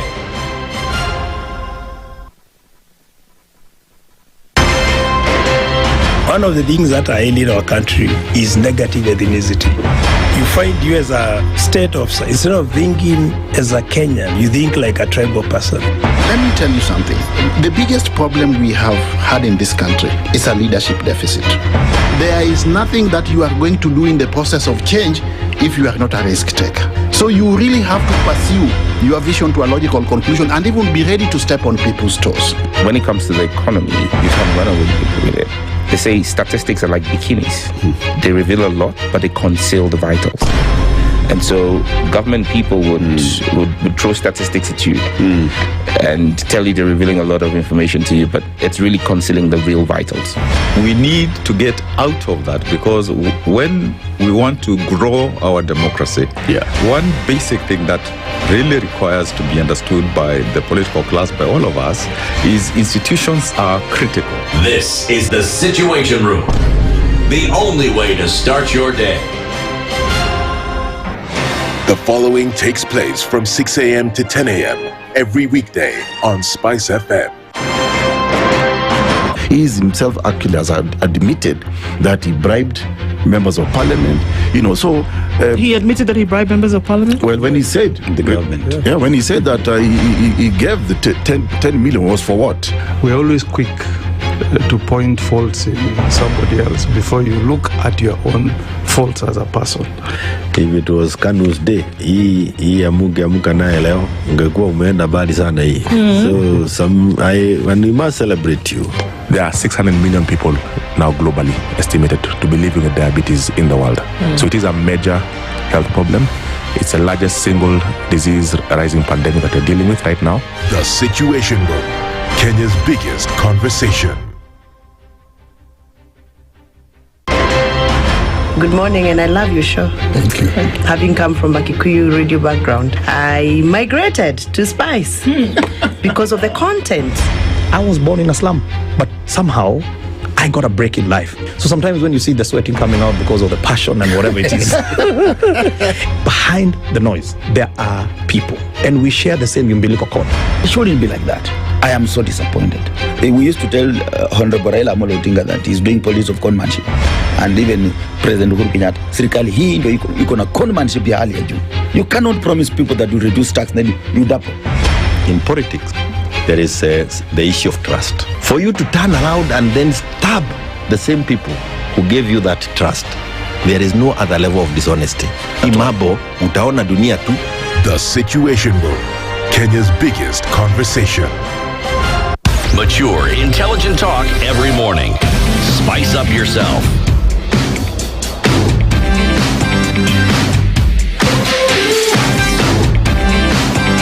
Mornings done right. 94.4 Spice FM, Nairobi. A very good morning at 9 minutes after 7 o'clock. This is the Situation Room. It's Kenya's biggest conversation. This 15th day of October, and we're coming into it today as we look into the many happening conversations around the country, the region, and indeed the world. We're getting into another one this hour, and thank you for joining us. We're just reconnecting our audiences. Our live streams are up on YouTube, Facebook, and on X. Our audience on KTN is here, and those of you who are listening around the nation, the region, and indeed the world, welcome as we continue in on this conversation. All right, we're getting into another one, like I said, this hour, and even as we do, then for us to then welcome our guest who's already seated in the hot seat this morning, because we're going to be looking at one that folks have been asking many questions about, and wondering what really is going on. The Reverend Dr. Elias Otieno Agola is the chairman of the National Council of Churches of Kenya, and he's here in the hot seat this morning. Reverend Agola, good morning. Good morning. How are you? Very well, thank you. How are you doing? Very good. I am only receiving a threat that this seat is hot. A threat? So... Well, I don't know about a threat, but it could be a promise. Happy to be here and glad to have been invited. We as NCCK, we are proud of you inviting us to come and talk to the issues that affect our nation. Thank you so much. Thank you for honoring the invitation. And of course, good for us to be able to open up this conversation and see what lies beneath. Thank you. As we get into that, Dennis will welcome you with today's proverb for your interpretation. Yeah, our proverb today comes from Liberia, a country that is rich in natural resources like the iron ore, gold, diamonds, rubber, and timber. Now, the country is also home to West Africa's largest remaining rainforest, containing unique wildlife like pygmy hippos and chimpanzees. And from this great nation, that is one of the it is the first country to have been declared independent in the continent, is this proverb: you cannot climb two trees at the same time. You cannot climb two trees at the same time. How would you interpret that? Wow. You cannot climb two trees at the same time. Does it need any other interpretation apart from just stating what it is? That you have to be focused. You have to be focused. You have to know where you want to be. And things may look alike, but they are not the same. So choose which one and strategize to run with it to the end. Thank you. Indeed. Well, even as we think about that, there are very many pots that are boiling in the country at the moment. And there are very many political statements that are being made, and there are political positions that are being taken. If we look at the last big, and I think there were 4, but if we look at the last, 3 weekends, and the establishment of idea, thought, alignments that were made, or messages that were sent across, these came from churches. Politicians never really went away from the pulpit to then be able to send a message across, whether it is the president, whether it is those who might be in a position of opposition. I mean, on Sunday last week, it was Starehe and a church in Nyamweya. The weekend before that, it was the AIC church, and before that, it was in another church service whereby certain things are being said, and that seems to form the pace of conversations then going into the week, and then things are it's answered, and then there are barbs that are thrown back and forth. But it seems as though the church has been giving a ready platform for this to happen. And because of that, we would ask then, has the church then come back to the place where it has decided that it will be a platform for political conversations to start? Are we back there? Good question. Thank you very much, and good morning, our listeners and viewers. It is a pleasure to have you again today from NCCK. NCCK is a communion of churches that come together to discuss faith and discuss how we can help in transforming our country, Kenya. The reason why we are also still a force in this country. A good question that you are raising is that you see political leaders coming into church and allowed by religious leaders to worship like any other and to be recognized in places of worship, which is not the wrong thing. But the wrong thing comes when somebody comes in and begins to use that platform to perpetuate their interests and their goals in life in their sector, that is in politics. The church cannot stop people from coming to church. Okay. The church can also not assume the leaders when they come to church. But the church shall remain the church when we say what we mean and we mean what we say. And when we restrain these politicians from using the platforms in the church to play dirty politics. But if it is something that is building the nation, something that is helping us to pull together as leaders, that we can allow. What would that be? But what would be anything- that thing that is building the nation that politicians would speak from the pulpit that would then be allowed? But anything that just perpetuates their political ambitions and also anything that attacks another political leader or any other leader, that we cannot allow. But it's being allowed, Reverend Agola. Your question is that you see that it is being allowed. Yes. From the position of NCCK, we are not against any politician. We are also not against any alliance. We are also not in support of any politician. We are also not in support of any alliance.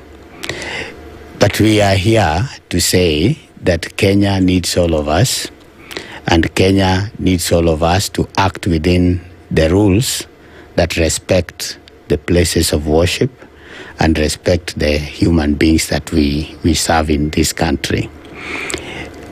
We cannot be part of any utterances that are made, but we regret sometimes to say that we have other religious leaders who allow politics to be played, and especially dirty politics for that matter, to be played in the church. Reverend, if we could just begin from the proverb that we started with, you cannot Yes. climb two trees at the same time. Yes. And here is the church, the religious bodies whose has been seen rather as the moral compass of the society, where Kenyans run to for refuge, where Kenyans listen to matters of the faith for spiritual uplifting.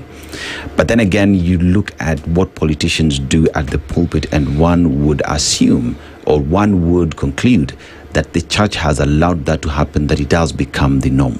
It has become the norm to a point where the church right now does not know how to get out of a situation that they created themselves. The pulpit has been consecrated, has been destroyed so much that Kenyans today say, Kenyans today are telling the church, we would not come to church if you allow politicians to be on the pulpit. Does that worry you?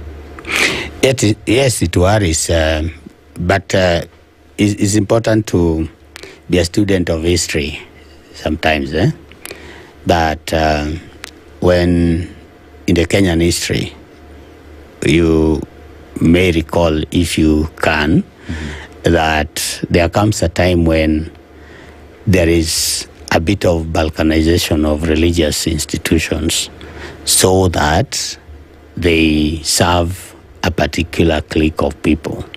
This is what we are speaking against.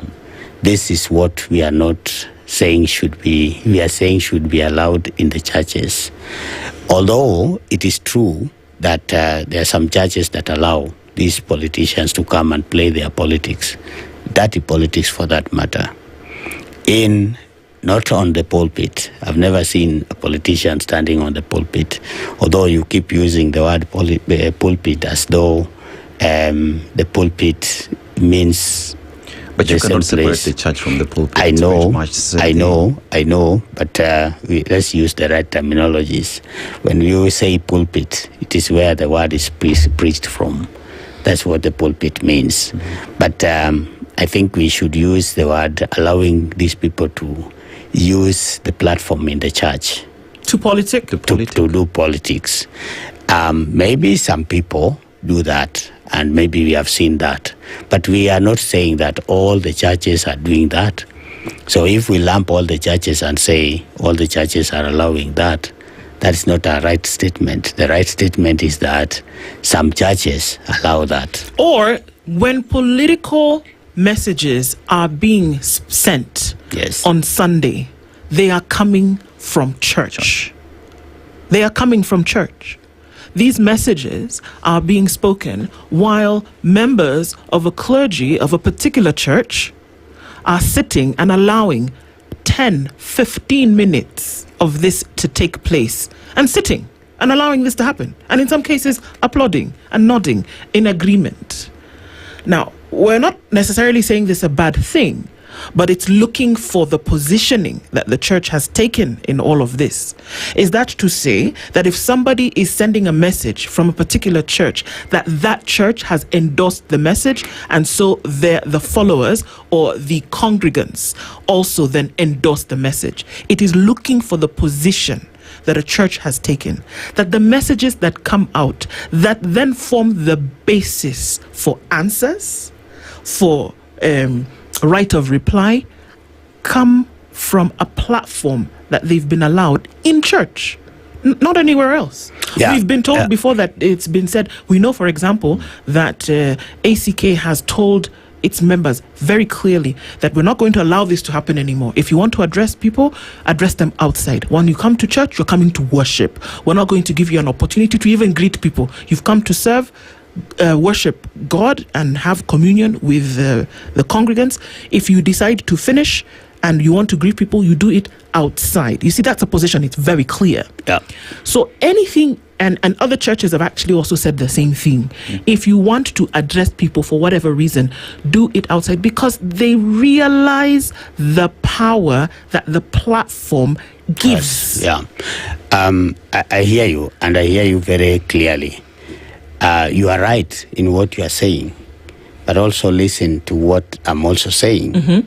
I started by saying that NCCK, which is the house where a church like ACK is, or that is Anglican, has a stand. And our stand is that when a politician comes to the church, they are not supposed to be given that opportunity in church to address the congregants. Because we know that politicians here have their own way of attacking other politicians, or even sending their messages. And some messages may not be agreeable to some of our congregants, because most of our churches draw people from all over Kenya. So when you use that platform to address your people and to attack the others, then it will therefore mean you are attacking the same congregation that we are in. In NCCK, we are very categorical. And we have said that we are not in support of any politician. We are not in support of any alliance. We are also not opposing any politician, and we are not opposing any alliance. So that's the reason why we are saying, because we are at that platform where we are saying we are not in support and we are not opposing, it therefore means that when you come to church, be a worshipper like any other. But we are aware that there are some churches. So don't say the church is doing it because some churches are doing it. Of course, we know a church is a church. But then, when others do it, it doesn't therefore mean that all are doing it. We are not against any politician. We allow them to come, worship, and address people outside because outside is for everybody. But the sanctity of the sanctuary is what we are protecting. And saying that, yes, others have allowed the sanctity of the sanctuary to be reduced, but we still call ourselves to order and say that even though that has happened, then we still need to forge ahead and look forward and say, what can we do? Because the space we are getting into this December, next year, and the time before the elections will be a hot space. Yes. And that hot space cannot be the space that is supported by the church in the church. Yet, Reverend, if you look at Kenyans today, say, and the current dispensation, Kenyans say it is the church played an integral role in putting the current government in office. We cannot run away from that. And with that, then, any ill, if any, that would come from the current administration would always be associated with the body that is accused or that is said to be part and parcel of putting it in office. So then how does the church, rather, how does the clergy run away from that, knowing very well that Kenyans are saying, you are part and parcel of the government? There's nobody in this Republic of Kenya or any government or any country that is not part of parcel with the government, because government is for the people, by the people, and elected by the people. There is no day a church is given a voter's card. Nobody has ever been registered as a voter in the name of a church. So saying that it is the church that does it, or that did it, or that is in government, that is not true. The truth of the matter is that, yes, the members of the church were part of the team that elected. Are you saying that the church in opposition zones also elected the president, if that is what you are saying? Are you saying that in those opposition areas there are no churches? And if there are churches, are they the ones that did it? So, in putting one person's problem or mistake to appear to be the others is not the right thing. In also putting one person's success and saying that this is the success of everybody, again, sometimes it may not be the right thing. Does it worry you? We have been on record, even here, faulting the government for so many things, including now. We are saying we cannot condone the balkanization of churches. We cannot condone the issues around the hate speech. We cannot condone any support or a move that is likely to suggest that corrupt individuals are shielded. We cannot condone the bad governance and this over-taxation and giving of excessive, excessive levies, and also this borrowing. We cannot condone that. When we are saying that as a church, does it mean we are supporting what is happening? It means that, yes, we respect the government that is there, but we also have a duty and a right to be the conscience of the society. And where the voices of the voiceless cannot be heard, we are here to do that. And if somebody sees us as part of the government, then they should also see that we are here to do what? To correct that same government.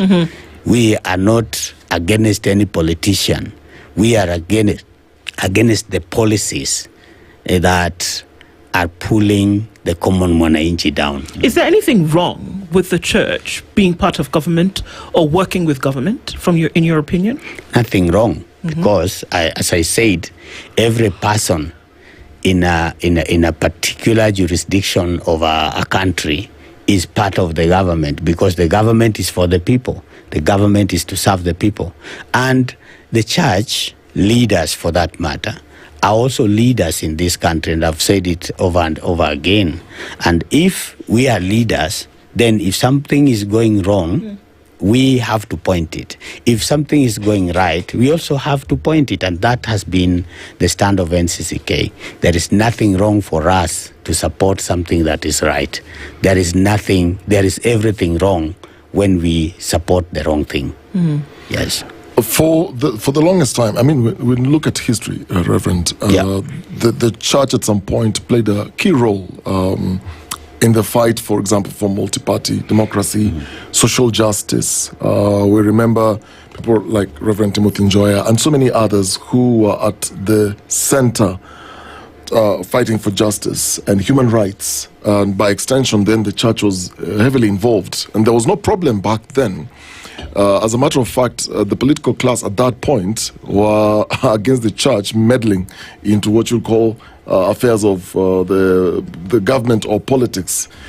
Then fast forward to where we are today. There's a new generation that then doesn't have that institutional memory. It's just looking at the current issues that the country is facing, and especially economic challenges, and they keep seeing a lot of donations going to churches. And when I refer to churches, this could fall under any class of denominations, but essentially it's just the representation of church. Now, when you have that picture, do you sit back then question, because there are seasons and times. There was a time when the church then had that very, what you'd call that prophetic voice that would then shape the direction of the country. Does it still have it today? Is there relevance today? Thank you for reminding me of that history, which I already know. And thank you for accepting that the church has been involved ever since. And thank you for acknowledging that the media has also been airing the voice of the church when the church is talking and putting it as a distinctive voice that can help in transforming the nation. Yes, the likes of Nyamweya, the likes of the late Ndingi Mwana Nzeki, the likes of Bishop Okulu, the likes of Bishop Muge, the likes of Bishop Gitari, the equivalent of the same are still there. Are they still talking? Yes, they're still talking. And when they talk, is it aired? Yes, at some points we hear that. But when you go to a church, for example, and a politician is also there, and a sermon is preached, does this sermon have some bite for the country? Is there something that the church has said, either in a boardroom, from the pulpit, or in a statement that can run throughout for a week? Or is it overshadowed by political rhetorics, name-calling, hate speech? What is this that is termed as news? And is good news the news? Because the church stands for good news. The church stands for being the voice of the voiceless. The church, we always make our statements very clear. And we speak when we are supposed to, and when we feel that here, the voice of the church is supposed to be there. Because the voice of the church is the voice of the minority, is the majority that are suppressed. And this voice has always been there. So claiming that the church has not been talking may not be the correct position. The correct position is that we still continue with the fire that was left by these, our forefathers, and those who have led the church for many years. And that voice is still there. Anytime we talk on behalf of the people of Kenya, and we talk for good governance in this country. So the voice can still be there. My question was, is it still relevant? It is still there, and I believe and I know it is still relevant. Only that when you talk, how many people hear you? And who else amplifies that voice? Because those voices you talk about, they were being amplified. Some voices were in Nakuru. Ndingi Mwana Nzeki was in Nakuru. Muge was in Eldoret. Others were in Nairobi. Others were in Kirinyaga. But somebody somewhere, like where we are today, amplified that voice.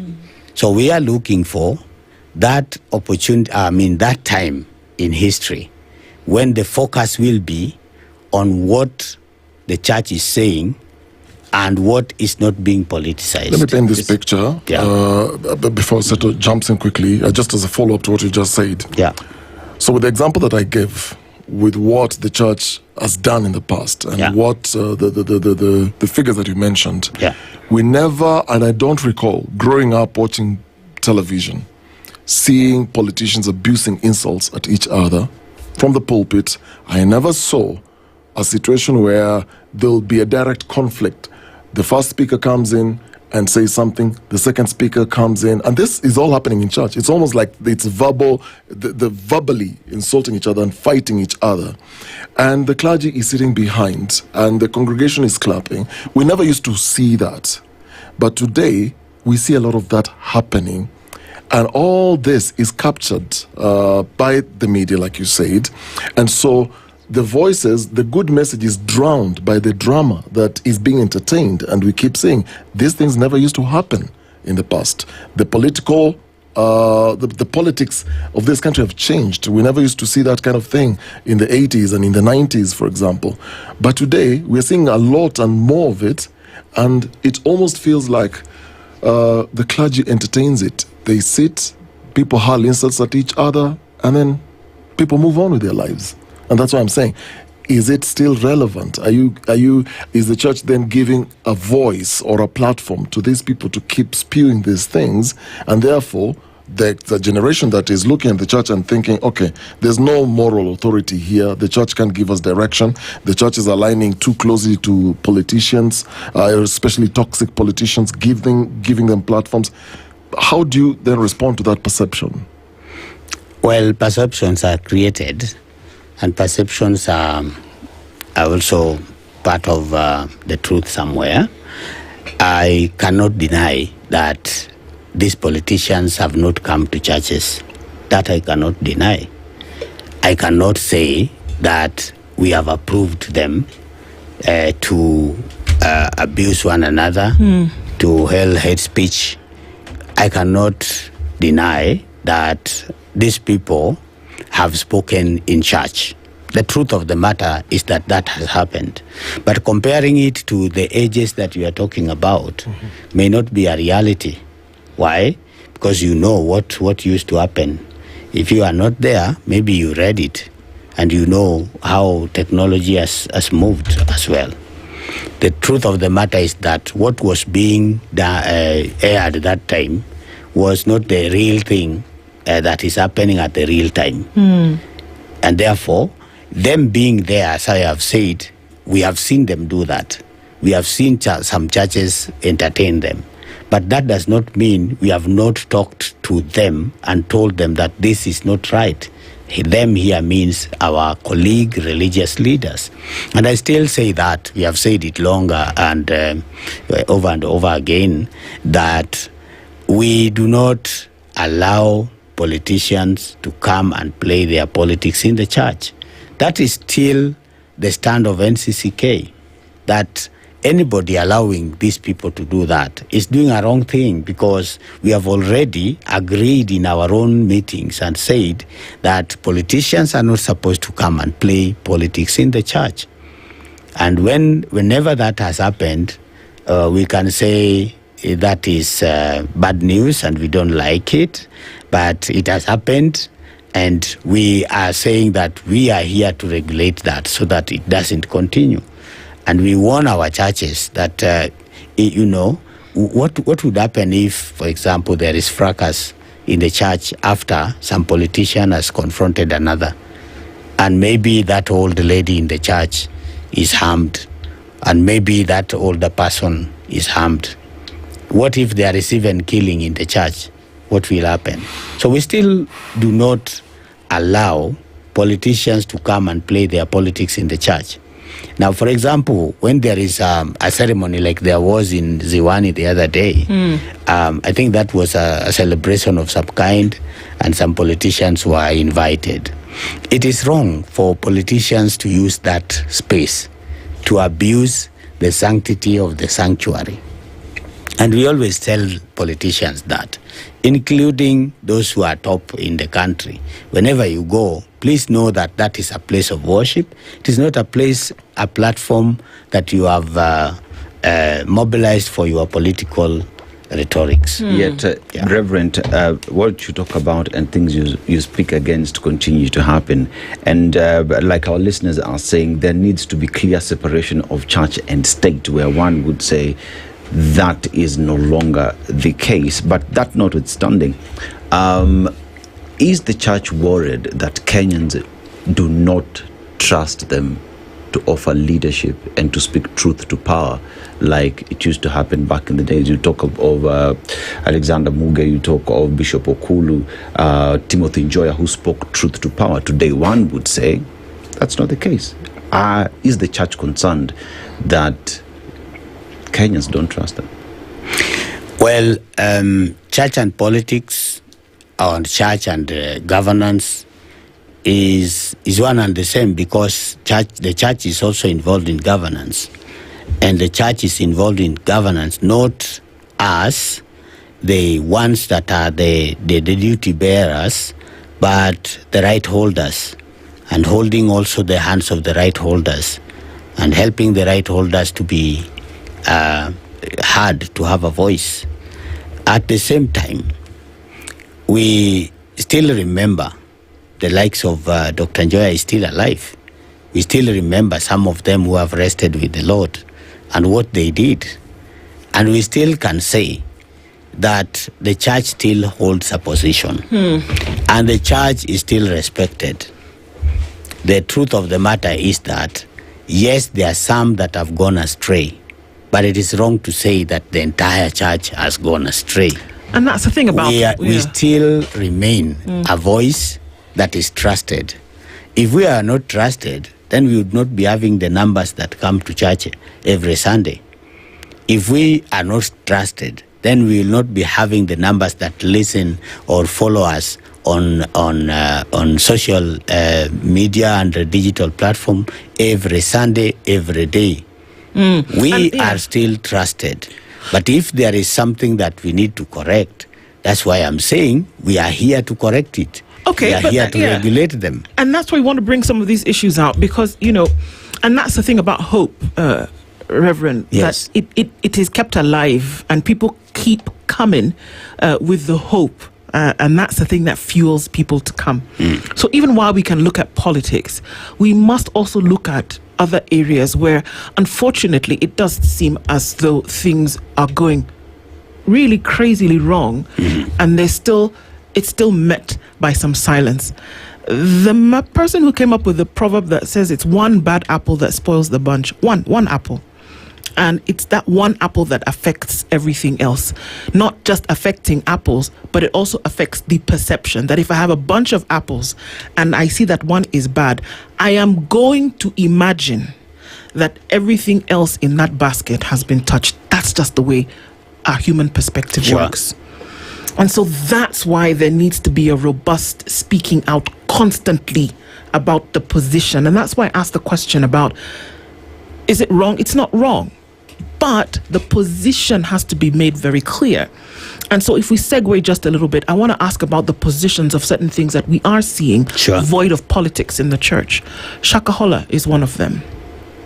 We now have a second aspect of Shakahola coming out, where people come in believing the words that somebody has spoken, and it has ended, unfortunately, in death, in starvation, of children dying.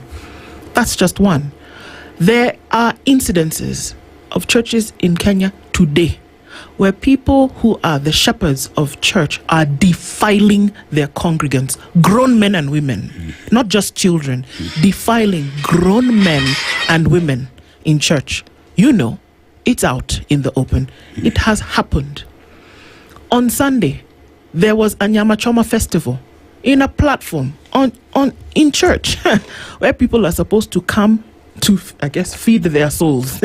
I guess in this case it was something a little bit more Feeding than the that. flesh. Feeding the flesh, literally. So you see, when you see these things happen rapidly, this man to my right did an entire investigative series about a man who was supposedly preaching to the flock, but taking advantage of women in church, raping, assaulting. This is all coming from church. So where is the voice to speak out about those things and speak out very clearly about them? Good. It is unfortunate that such is mentioned among the brethren, among the church leaders, among the churches, and in our country. If a basket of apples, with one apple that is rotten, if the other apples that are not rotten would be given an opportunity, they would say, yes, one is rotten, but it doesn't mean all of us are rotten. One has gone astray, but it doesn't mean all of us have gone astray.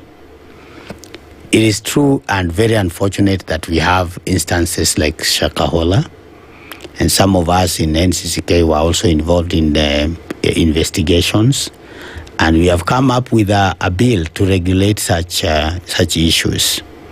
And even today, we are making some presentations, because as at 22nd, the public participation will be closed. And we are saying, yes, there is need for some regulations and there is need for enforcement.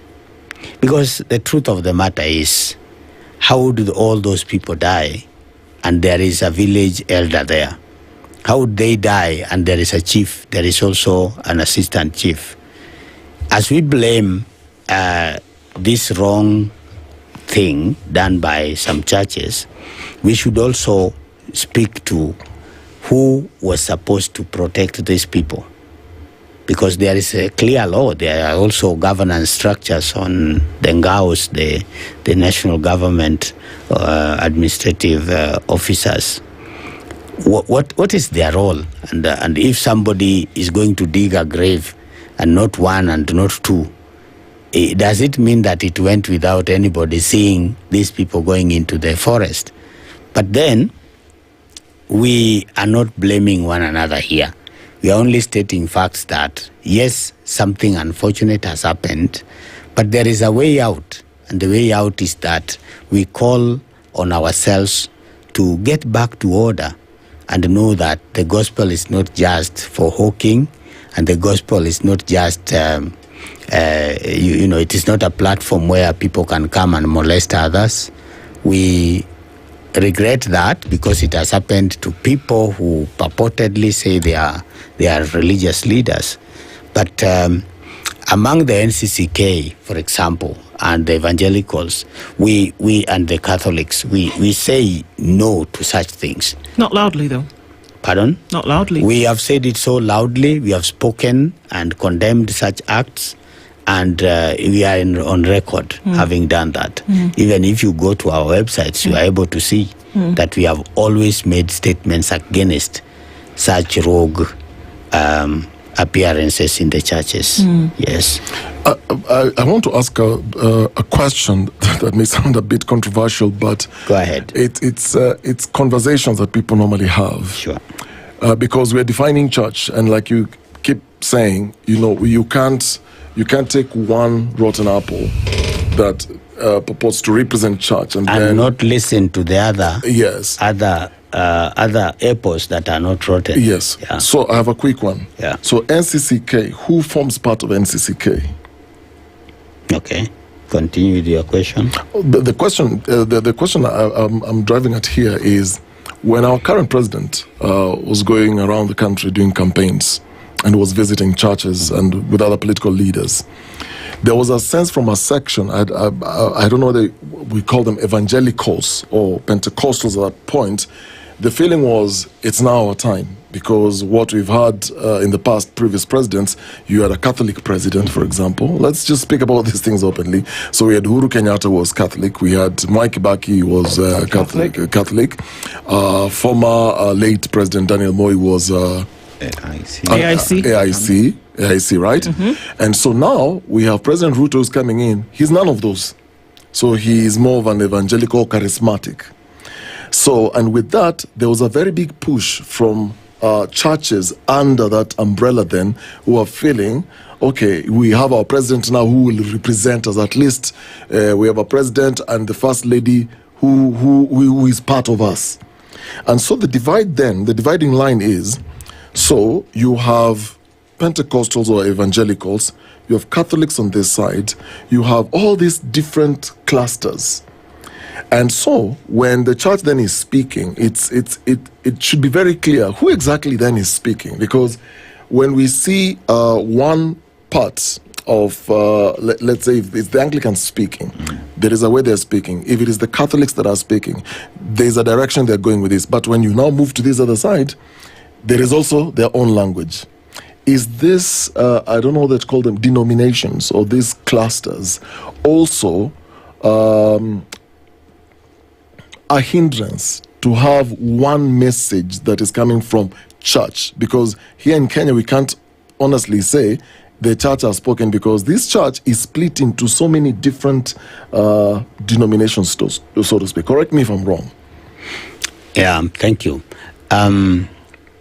Yes, the church in Kenya is coordinated by what is referred to as religious coordinating bodies, RCBs. And not only the church, the religion, because when you go to the Muslims, you have the SUPKEM, and you have the NAMLEF, and then you have the Shia Muslims, 3. When you come to the church, we have the Kenya Conference of Catholic Bishops, we have Organization of African Instituted Churches, we have EAK, the Evangelical Alliance of Kenya, then we have the SDA, and then we have the NCCK. NCCK is the oldest and the biggest. We command close to 20 million Kenyans who are denominations that are affiliated to NCCK. That's a big number. And the oldest and the most vocal in terms of correcting good governance and ensuring that there is order in worship and there is also order in fellowship. When we talk for Kenyans, because we talk for these close to 20 million Kenyans. When we also talk, sometimes we talk together with the KCCB, the Kenya Catholic Conference of Bishops. We also talk together with these evangelicals. But it is also good to note that there are people who are neither in these religious coordinating bodies. These are the people that largely sometimes they are being used. They are the people who are largely sometimes are being used to offer these platforms you see. To politicians. If you go to EAK, they have a clear guide on how to handle politicians when they come. If you go to NCCK, we also have the same. In Catholic, we also have the same, including offering us, giving offerings that are amplified. We have statements on that, and we have regulations on that. When you say that some people said that it is now our time, and it is our person, it's neither here nor there, because you have used the names of the presidents. Let me give you the name that you did not use, the current president. Which church does he claim to be a member of? Is AIC.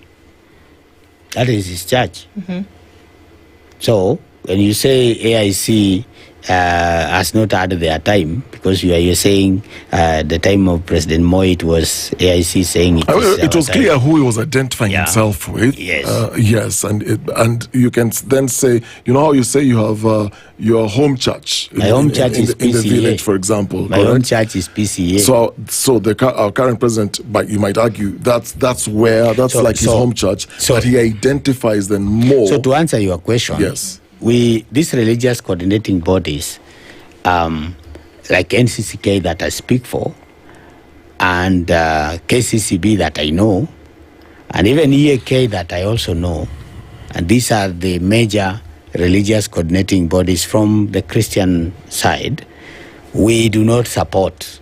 If there is anybody who says we support this president, that is not the voice of the religious coordinating body and should not be confused for that. And an individual voice can say whatever they want, but it is not something that is from the NCCK. When I use my personal views here, I will tell you this is my personal view. But the views that I hold here are the views of NCCK. Yes. So, Reverend, you've mentioned about a bill that you've taken to the National Assembly. There is also the mention of these other churches that do not belong to these RCBs, which brings us to the question of regulation. Is there a need for all the churches in the country to belong to an RCB that will then inform a position of the church, if one would say? There is a need. I strongly support that, because when you belong to a particular RCB, then this RCB is able to regulate you internally, and where there is an external regulator, then the regulator will begin with the RCB where you belong and ask, why do you allow your members to go this rogue? So as NCCK, we support that bill. And we have also made our contributions to that bill. So it is something that we support, because when somebody goes rogue, it will still come to us, because before I came here and before I mentioned OAIC, for example, did you know about it? The Organization of African Instituted Churches. Maybe you did not know about it, but did you know about NCCK? So when we are supporting that regulation, we are saying that we are supporting it because we know what regulation can bring on table and what regulation can bring on the need for sanity in that sector, in the religious sector. And therefore, as NCCK, we stand to say that good governance is also synonymous to our name. Okay, so what's the position? I mean, just kind of like going around, and I think what people are hoping for is a strong, robust, repetitive voice when it comes to some of these things. Otherwise, it looks as though anything that comes is more or less endorsed. And where we have heard the voices, because we have, where we have heard the voices, then folks are looking for a situation where it is regular and not just one statement ever so often. And so having said that, going into the season which we are in, which is heavily political, the platforms will be sought after. There is no question that those platforms will be sought after, because like we said, the power that the platform wields is untold. And so folks will look for it to use it. So what is the position going into, or right in the throes of this current highly charged political season that we are in and will be for the next 1.5 years? What is the position? Our position is that let us use the governance systems and structures that are there to hear our opinions and to participate for good governance in this country. We have the opportunity, and as a church, we are offering our religious institutions, our spaces, churches, halls, and we even are ready to volunteer to do civic education so that people know their rights and people know how to participate in this governance. We are also calling upon our people to take the votes, because whatever change you want, there is a system of doing it, and the system is not going on streets. It is to go and register as a voter and be ready to vote, and then you can now make your choice that time. With regards to your question on the issue of offering our places of worship to these politicians, we still say no to this. And we say, come to church, but come as a worshipper. Don't come there to make your political statements or change that into a political platform. If you want to meet people, the law allows you to go and ask for permission to have a campaign rally outside there. When you come to church and you want to address people outside there, you can do that, but not in a dedicated sanctuary. Although the entire compound is dedicated, we would allow you to address people outside there so that you are not holding people captive in church, those who didn't want to hear you. So when you are out there, those who have chosen to come to your that space, they have chosen to come there. Those who want to listen to you, they have decided to listen to you. But not coming to church, inside the church, and making those political statements, that we are against. And we are saying that it is time for us to note again and again, we say, as NCCK and our churches, we are not endorsing anybody. Number two, we are not against anybody. What we are doing is to ensure that we continue to talk about issues that are relevant to us, and say corruption is not just an economic issue. Corruption is a moral crisis. And the issues of health, we are saying that some of these systems should be fixed early enough, even to avoid deaths and to avoid delayed health services. Yeah. Reverend Dr. Elias Otieno Agola is the chairman of the National Council of Churches of Kenya and has been our guest this hour. Looking forward to the seasons as we get into them. Thank you for joining us this morning, and as we continue with more conversations, good morning at 8:01. Thank you. The latest news from around the world. 94.4 Spice FM.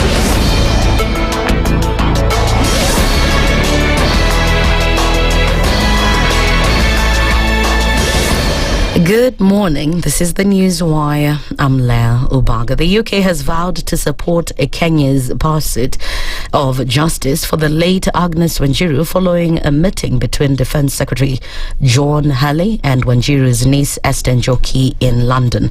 The meeting comes weeks after the Director of Public Prosecutions approved charges against a former British soldier, linked to the killing in 2012. The meeting, held in London, marks the second time a UK government minister has engaged directly with Wanjiru's family since her death. It follows the April 2025 visit by Hurley to Kenya, during which he became the first UK minister to meet the family of Wanjiru, whose body was found in a septic tank at a hotel near the British Army training unit in Nanyuki. In a statement issued by the British High Commission in Nairobi, Hurley reaffirmed his government's commitment to assisting Kenya in bringing the matter to a conclusion. MPs are now accusing Education Cabinet Secretary Migos Ogamba of deceiving them that public schools would receive their allocation of funds to finance their studies by last week after it was released by the Treasury. In a session, MPs who questioned Ogamba last week in Parliament complained that so far the schools have not received any funds at a time when they are about to close and national examinations are about to officially begin.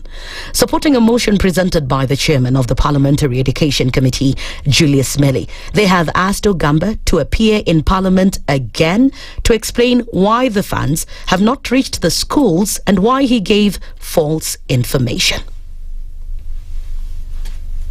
When they appeared before the committee and before the House, they gave an assurance that they are going to disburse monies to all schools after the verification exercise last week. Honorable Speaker, it has come to our attention that schools are in their financial crisis. They are about to sit for exams. They are also closing, and that suppliers and even purchases of essentials cannot continue. This is the august house. This is the house that the truth must be told and only the truth. And action must be accompanied by the issues that government officers say here, Honorable Speaker.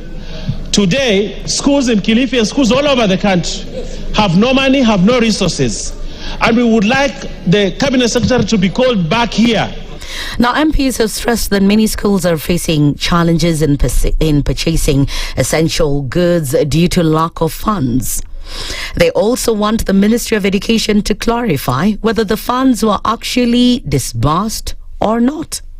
Mr. Speaker, our students are suffering, and our schools, Mr. Speaker, are struggling, Mr. Speaker. Mr. Speaker, I wanted the Honorable Atande and all of and the Chair of Education. We need to move capitation money, Mr. Speaker, from the development budget to a recurrent budget, so that, Mr. Speaker, these monies can be dispersed to the schools within the time schedule, Mr. Speaker. And Mr. Speaker, it is very unfortunate that we are still talking about this money is going to school. And Mr. Speaker, the scandal that is simmering is quite major, because if the money has left Treasury, where is this money sitting today, Mr. Speaker? And by next week, for information, Mr. Speaker, Form 2s and Form 3s are already being released. So you are releasing money to who? When questioned in Parliament last week, Ogamba said that 10 billion shillings out of 10.3 billion shillings owed to secondary schools had been released for distribution. Now, the National Assembly Departmental Committee on Education has demanded a fresh audit of the 11.6 billion shillings owed to the Kenya Institute of Curriculum Development, citing persistent discrepancies in the distribution of textbooks and learning materials across public schools. In a meeting with KICD CEO Professor Charles Ochieng, the MPs raised concerns that some schools receive excess books while others have none at all, questioning the institute's handling of its 1.18 billion shillings budget for the 2024-2025 financial year. Now, committee chairperson Julius Melly called on the institute to provide detailed records of the pending 11.6 billion shillings bill and urged management to collaborate with the Ministry of Education to resolve it. Ochieng explained that the supply and distribution of textbooks is based on data from the National Education Management Information System, that is NEMIS, which sometimes contains inaccuracies due to unregistered students. That's the Newswire. I'm Leo Baga, and remember to continue enjoying the EPL matches across our radio stations, that is Berur, Radio Maisha, and right here on SpiceFM.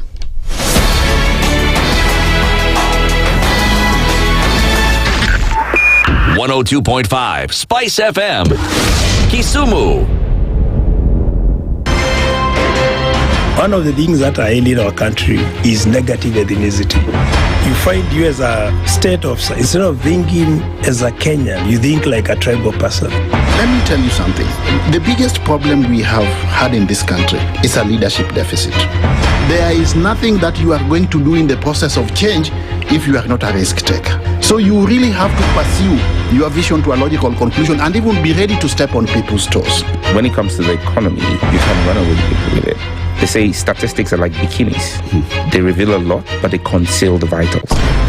And so government people would throw statistics at you and tell you they're revealing a lot of information to you, but it's really concealing the real vitals.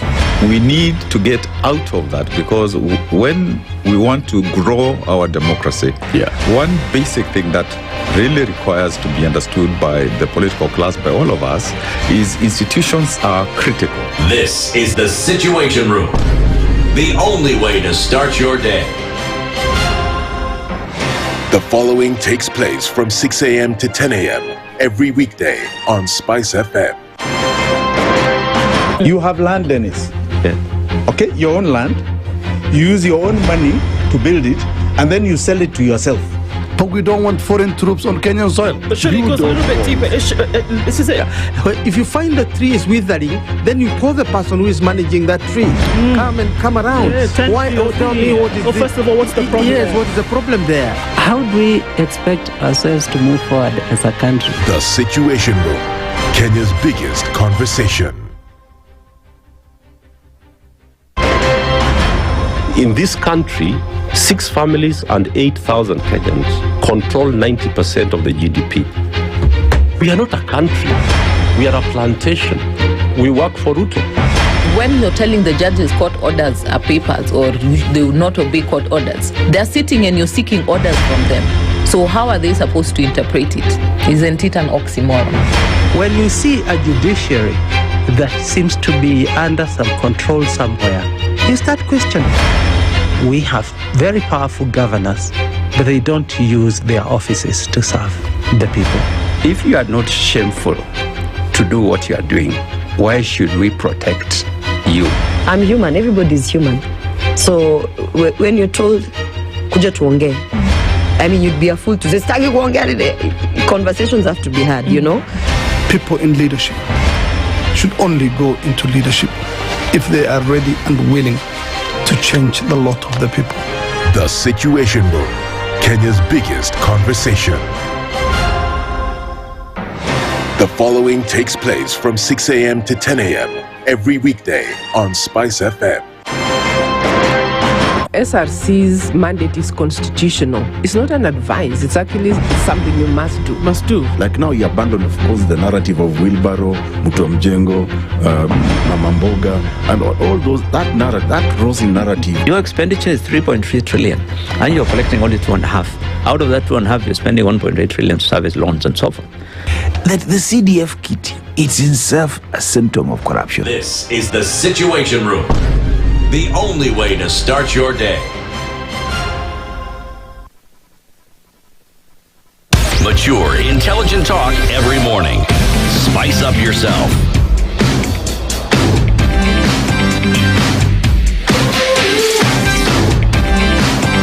Mornings done right.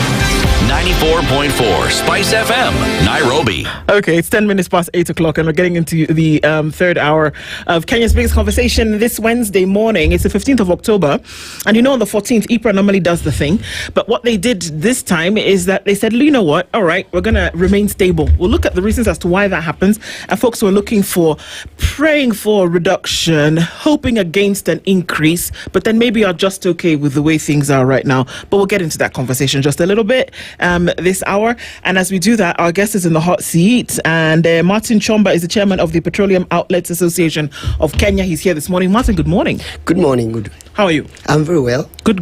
Thank you. Karibu sana. Asante. We're going to be talking about a number of things. The fuel, of course, prices being one of them, and then segue a little bit into how the politics of the day and how the current ecosystem affects even some of these things that we talk about when it comes to fuel. Yes. So it'll be a wide open conversation this morning. So we're glad that you've been able to join us for that. Dennis Aseto took us to Liberia. Yes, we are in Liberia, located in the west coast of Africa, bordered by Sierra Leone, Guinea, Cote d'Ivoire, and the Atlantic Ocean. Capital Monrovia, which is named after a U.S. president, former President John Monroe. So when you hear Monrovia, just know there is a linkage with the United States. But let's go to the proverb: you cannot climb 2 trees at the same time. You cannot climb 2 trees at the same time. How would you interpret that? I would interpret that and actually would juxtapose it against another proverb in my places where I come from, loosely translated to that when a hyena is looking for something to eat, you'll find, and there's a good smell of meat this side, another good smell of this side, and it doesn't want to lose either. So my grandmother used to tell me, when you smell 2 good things and you want to follow the 2 of them, at the end of the day, like a hyena, you'll split. So it's the same thing. You cannot climb 2 trees at the same time. You got to decide. You got to count your costs and decide which one you're going to go for. Otherwise, you lose the 2. Yeah. There's actually a Swahili. I think it's a Swahili equivalent. Something panda farasu pasukam samba. Exactly. Exactly. Yeah. Oh yeah. Okay. Yeah, I know it. So what is Msamba? What is Msamba? What? That's where she draws the line of knowledge. Msamba is pelvic bone. Like you will break into two. Yeah. If you ride two horses. You ride two horses. Yeah. I can see that. Yeah. Samba. Okay. Now I learn something new every day. Today you've learned Manyunyu? Yes. And Msamba. Trying to see how I can use this both in a sentence. Might take a while. And Manyunyu. Yeah. I was going to give you a sentence. Of course you were. Simple. You work on that and we'll talk about it later. All right. So 14th of October came and went, and April remained strong and the prices remained stable. So we didn't see a drop in fuel prices, which we were hoping for, and neither did we see an increase in prices that we were hoping against. What we saw is that things have remained stable. So what you were buying fuel for over the last 30 days is essentially what you're going to continue buying for at least the next 30 days. What would then have, affected that for it to remain the same?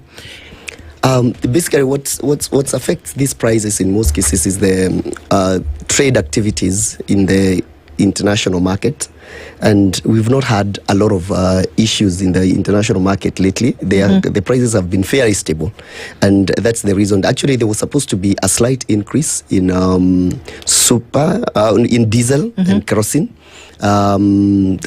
Minimal or no change whatsoever in super, but that is usually caused by other independent variables. In trade there are those things that are maybe premiums and freights and such when they oscillate. But the prices remained the same because EPRA decided to use the Petroleum Development Fund to cushion on that slight change that would have been there. Okay. So basically, because we've not had a lot of upheavals in the international market, or statements that would affect the fuel prices across the globe, that's the reason why we have remained the same. We expected it, and we're still expecting the same to be in the next month, unless something happens drastically in between now and then. But the fund, the Fuel Development Fund, yeah, it comes from money that when we pay for fuel, that there's a percentage that goes to that fund. 5 shillings and 40 cents. 5 shillings and 40 cents. Yes. On the total amount. Yes. However, so what you're saying essentially is that we then have kept fuel prices low. Yes. The money that we pay on tax is essentially what has gone back into making sure that, okay, we've taken this money and we're able to settle it so we don't have to increase prices. Yes. If not for that fund, which we pay taxes on, then we would have seen an increase in fuel prices. Yes. So it's us. It's us actually, and my prayer and my wish is that as the petroleum industry develops in the country, we get to a place where we can make that fund robust enough so that we can actually do real cushioning of the Kenyans in times of adversity. Because the purpose of that fund is supposed to cushion the economy, basically not even the economy, from upheavals whenever there are issues of global supply hitches. And does it? Remember the last time I was here, I was talking about us having things like strategic reserves that would be probably built inland in our special economic zones for the same purposes. Right. Because today, as I say, I've very many days say this, we do not run an industry of petroleum. We do actually run logistics. Like we just deliver fuel from here, point A to point B. So whenever the supply side has a hitch, the direct person, the common man gets the shock. And so we need to create those buffer zones where we can literally cushion, because you'll find that most of the times these upheavals that happens across the country, across the globe, sometimes they are short-lived. But those effects comes and lives with us because of the traders, of course, they hedge. It's like any other business. And so, like today, if there's a policy direction by the government, you'll find that it will affect the way shares are trading everywhere. It's the same thing. Whenever there's an issue that happens across, probably, and especially in the Middle East, then we are affected. So for me, my prayer and my wish for as the development of the industry continues to grow is that we could make this fund robust in a way that it's able to cushion, because today the 5 shillings and 40 cents is not a lot of money. And I know there's a balancing act that has to be done, because it cannot be just added, because it will also add into the cost of the fuel. But there has to be, either the government finds a way of making sure that it is made robust enough to make sure that whenever there are those upheavals across there, and they are happening because of the ever-changing geopolitical tensions, and especially in the Middle East. So we cannot bury our hands in the sand and think that it will always be like this. We'll wake up tomorrow, yes, Trump the other day went, and there are no issues today in Israel and Gaza. Iran is quiet, so we don't have the issues at the Strait of Hormuz. But this is not something that we can bank on and say that it's always going to be like that. So we can wake up tomorrow and there's an issue. So what happens? Chomba, one would ask, so with the Kenyans now paying for fuel prices to be stable, there is also the other argument that Kenya went G2G. Did that play any role for us to find ourselves where we are today? Yeah, G2G, there are things I like appreciating, and I usually say mgala muwe na haki yake umpe. G2G for me, at the time where we were then, it was a masterstroke. If you remember 2022, there's a time we woke up in the morning and there was no fuel anywhere, because the procurement was left to the market, as it were. And it happened that because of the price control, most of these companies were not finding it feasible to get fuel from outside and come and sell at the prices that were recommended. So, and then it also saw a lot of inflation. The Kenya shilling really lost against the dollar, because every morning we were looking for, in a month, Kenya uses about $500 million in fuel procurement, give or take. So every morning we were looking for these dollars, and so it's created a very bad market for the dollars, and they were escalating every day. So the arrangement for G2G did more than just fuel. It stabilized the dollar prices. If you realize now, we've been stable for quite a while, and that's why I say that is a plus. That is something I would always want to give it to the people that thought about the G2G. However, every good thing has its the other side, and I usually say the best thing is when you compare likes for likes. If you want to know whether the G2G is good or not, just ask yourself, if we did not have the G2G, what would be happening to the dollar? Chances are the dollar would be trading right now upwards of 160 shillings. What would that do to the people importing products using the same dollar? So it would be a bad thing for the economy in the long run. So for me, I still feel up until we find a way of making sure that our currency is stabilized, G2G is playing a good role for that. Yeah. I have a question about these strategic reserves, where then the government will cushion its people against international shocks when the country then has its own stockpiles. What is stopping us from having that? I'm just looking at some statistics here. For example, South Africa has a strategic fuel reserve mechanism. They call it the Strategic Fuel Fund, SFF. Nigeria has reserves. Tanzania, it's under development. I hear they're still planning. Botswana has a modest one that acts as a buffer. What is stopping Kenya from having one? Thank you for that question. That question is a bit technical in the answer, but I try to answer it in a way that is palatable. So in development studies, we talk about policy philosophies. And the way we trade in our fuel, today, the way we look at the fuel trade in this country, we don't look at from a policy side where we talk about development-sided policy, like an enabler. We look at it from a revenue earner. So whenever you look at petroleum as a revenue earner, what you care about is the revenue that comes through the sales of petroleum. But when you look at it from the philosophy of it is an enabler, an economic enabler, then those are you start now thinking about how can I make it stable, how can I make it cheaper or through. So our policy will have to change. Our policy philosophy about petroleum will have to change for us to find sense in making the buffer zones. Because the minute we look at it, we look at petroleum from the point that we want it to be an enabler. So it has to be cheap so that we can reduce costs on transport and a cost on production.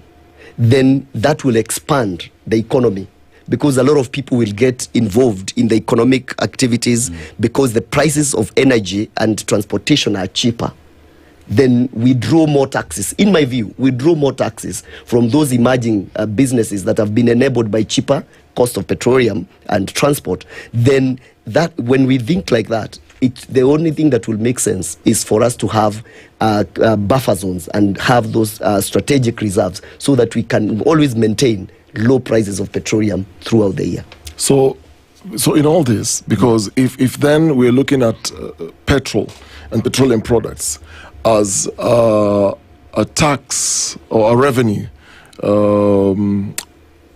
just earning revenue and collecting tax, and you've just said that if then you bring it, you make it cheap, you're expanding the economy. Yes. Transport expands. Yes. People in the manufacturing industry, they expand. Mm-hmm. Then you're expanding the economy. Therefore, you're collecting more taxes. Yes. There are people who sit in an office and they're not thinking like this. You see, it's this is something that I don't know when we shall get there, but I am convinced today, and I've said this time and again, that the government is not an employer world over. The biggest provider of employment in the world is the private sector. And private sector is also the biggest contributor to the exchequer through taxes for any government in the world. So for me, the simple way of expanding an economy is just making sure that we have as many people doing businesses as possible. Take, for instance, today we have about 7-point-something million SMEs, people who are doing businesses in Kenya. And we are looking to do employment. We are looking to employ young people.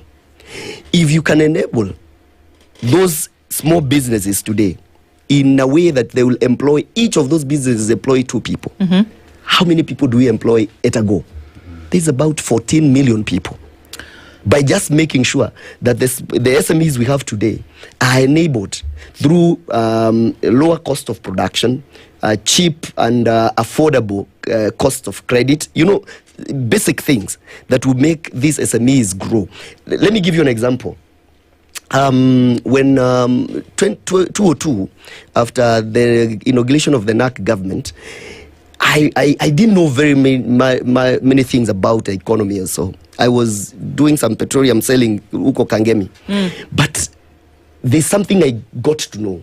All of a sudden, where we were selling that kerosene, we started seeing ladies coming with some dances coming from banks, contracted by banks, to come and do some gigs and encourage people to come and register for loans. I don't know whether you remember that. Road shows. Yeah, road shows everywhere. What happened? You see, it was just made that the government did not stopped borrowing heavily. I came to realize later that the government stopped to compete with Mwananchi borrowing from commercial banks. And so the banks did not have anywhere else to take money other than to look for ingenious ways to make sure that they lend to the common person. And that's how the economy grew up exponentially. That's how we grew up exponentially. My worry is, why wouldn't we look for ways and means to do the same today? Well, it sounds like a no-brainer because everybody seems to be speaking the same language. Yeah. This is the 4th conversation that we've had in as many, in the last couple of weeks, whereby we're looking at the importance of putting money in the hands of the private sector, and you do that by allowing them to borrow from domestic banks, because what you've done is that you're essentially building the economy by putting it in the hand of SMEs. It's a no-brainer. If done it before, it's been figured out. Chairman of KRA was here. Eugene Omala talked about the same thing. Bill Okaro said the same thing. Now here you are also saying the same thing. It's a no-brainer. It begs the question then that why then would we not use those policy directives or change moving in that direction? Now, when we have that idea floating around in our heads, the Kenya Pipeline Company is being privatized. is being sold, essentially. Please explain how, if not, then that works to sort out some of these things that you're talking about. Is the privatization of KPC, for example, going to lend to this conversation that we're having, or does it look like something that might get us in a bit of a pickle? You know, from where I stand, I don't have any problem with the privatization of companies and state agencies. The problem of that is, or rather what makes the difference is, how do we do that? In whose hand do these public entities land when we privatize them? Because in other places we've seen privatization creating efficiency.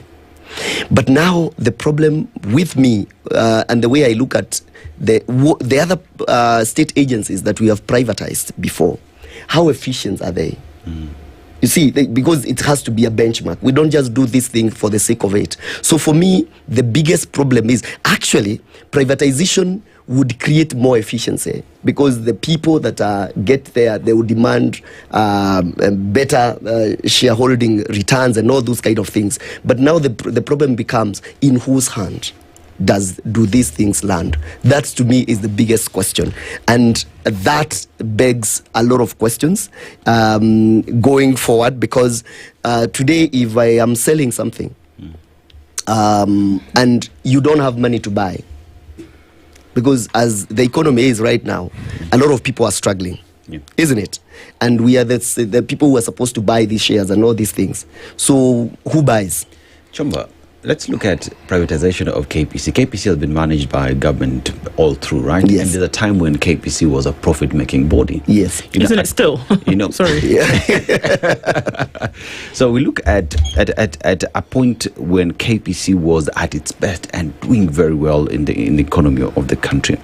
Now we're talking about privatizing it, and one would ask the question, why can't the government of Kenya just improve on how KPC is managed instead of selling it off? Is it that we've given up on this, let it go? Or can we do better and bring KPC to be that crown jewel that it once was? I'll thank you for that question, and I'll answer it in giving some contrast. You see, today the biggest, we talk about world best practices. If you look at business, you don't want to keep reinventing the wheel.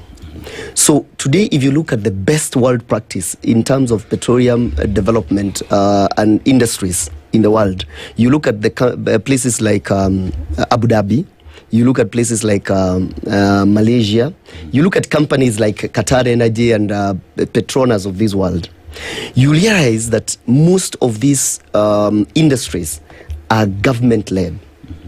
And because it's a strategic industry, the government's hands are there because it's something they don't want to play about. It's just the way you don't want to play about with security.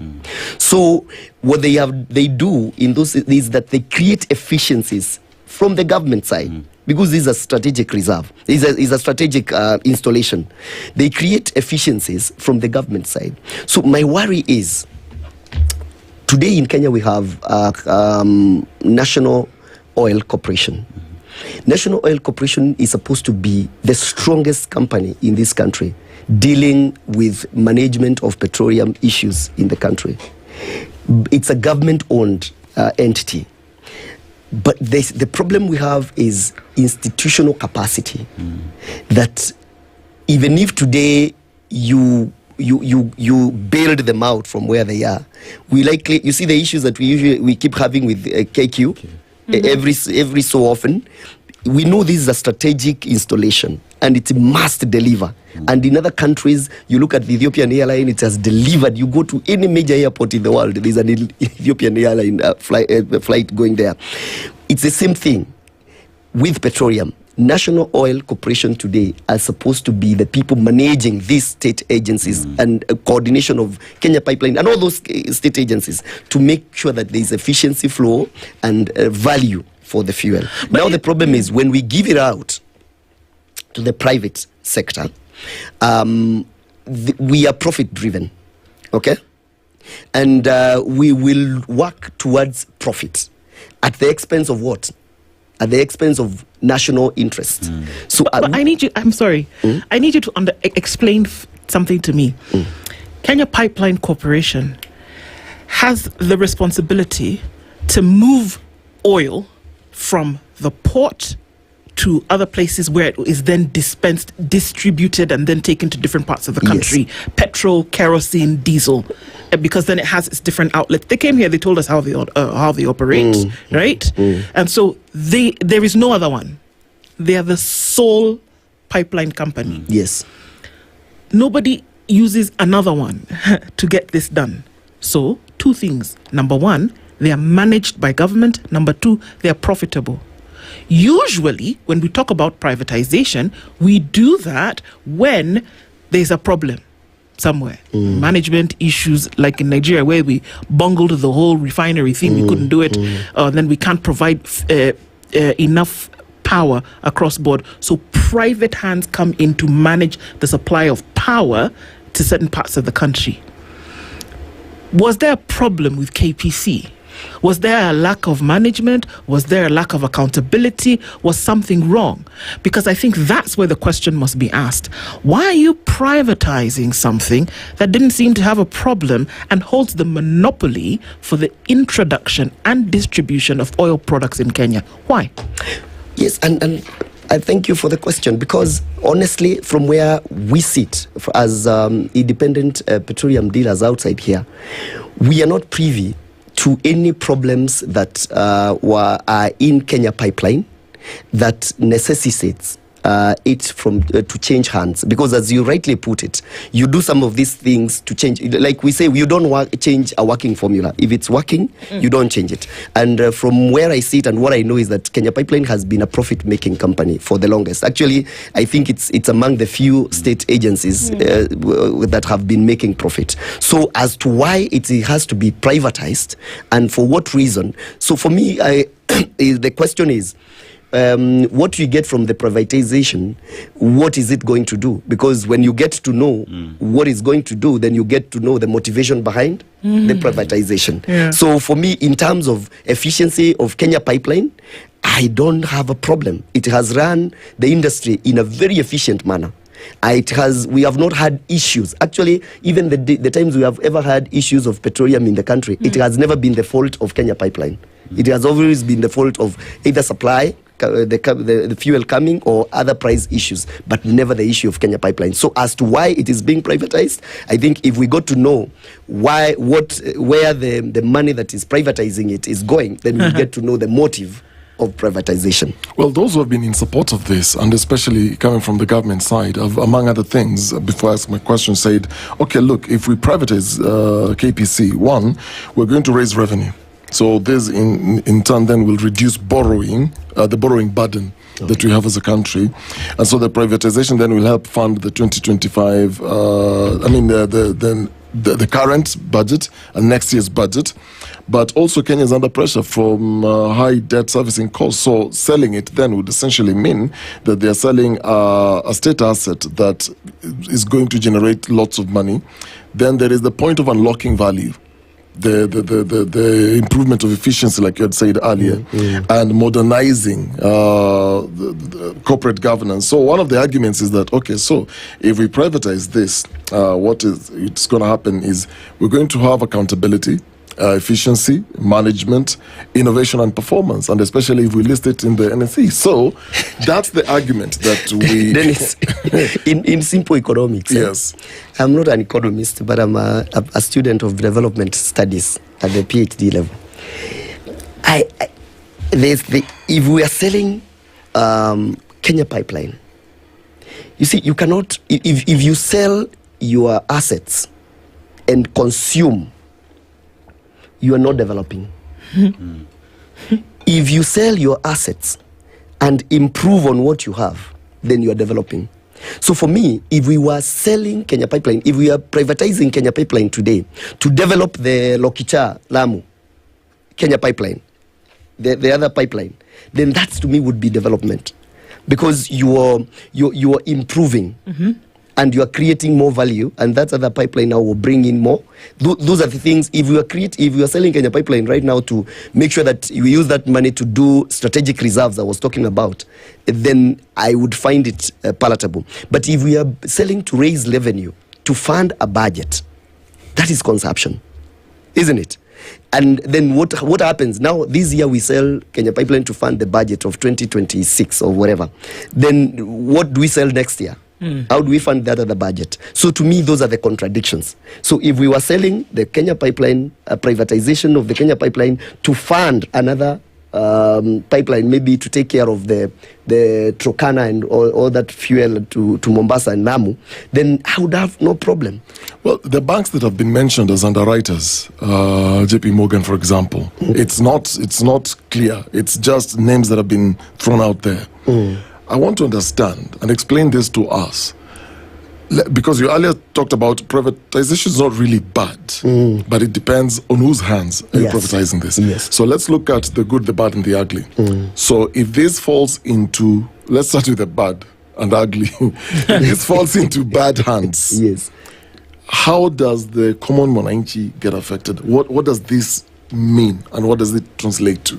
If it gets to the bad, then you realize that you see the purposes of having these state agencies is basically what we call protectionism measures, where the government now takes care of a certain industry to protect itself and the citizens from things that external influence. Yeah, exactly. Yes.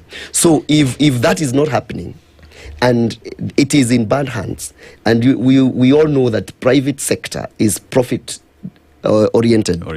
So because private sector does not exist to create efficiency. Efficiency is a byproduct of what they are looking for. They are looking for profit, and they know if we improve on efficiency, we'll make more profit. So they did not come to create efficiency.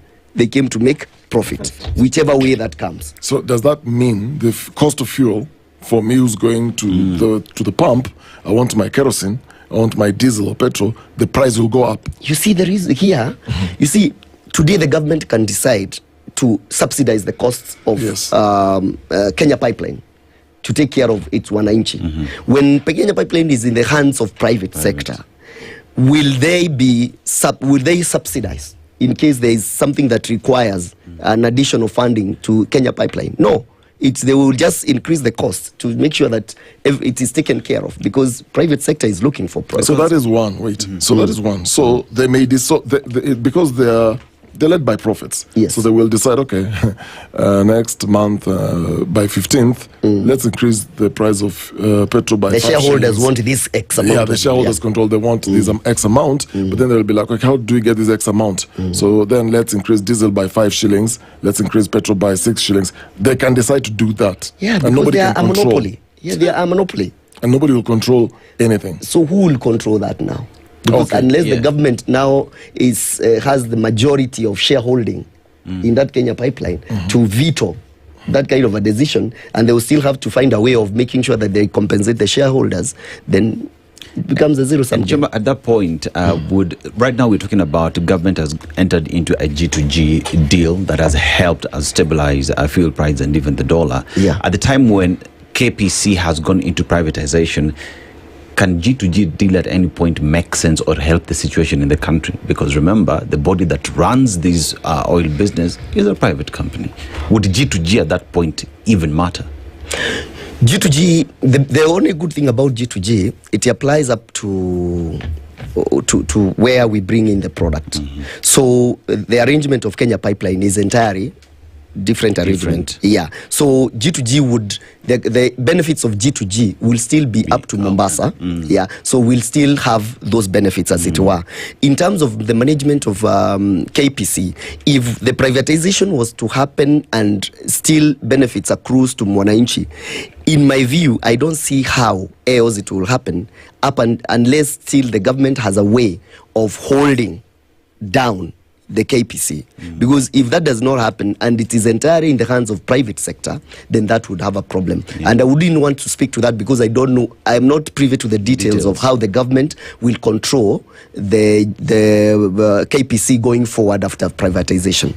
Is there I'm trying to look at the point where, okay, so the reason why we don't have these strategic reserves is also obviously because, one, as they're looking at it, it's a revenue earner. Yes. And I'm looking at some numbers here, some KRA reports on petroleum tax collections, up to 33 point, and can correct me if I'm wrong, 33.4 billion in one period, exceeding the target of 30 billion. So according to this report, well, the government now takes up 79 shillings in tax per litre. Per litre, yeah. Is it 79 almost shillings? 80. Yeah, Almost 79 80. thereabout. So 80 shillings the government takes as tax. That is petrol, super petrol, super and petrol 60 something diesel. 60 something diesel. This is diesel. So if you're looking at then fuel tax,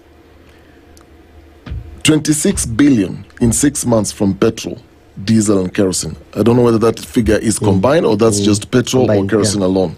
So KRA then collects 119 billion from fuel levy. No, Just fuel petroleum. levy.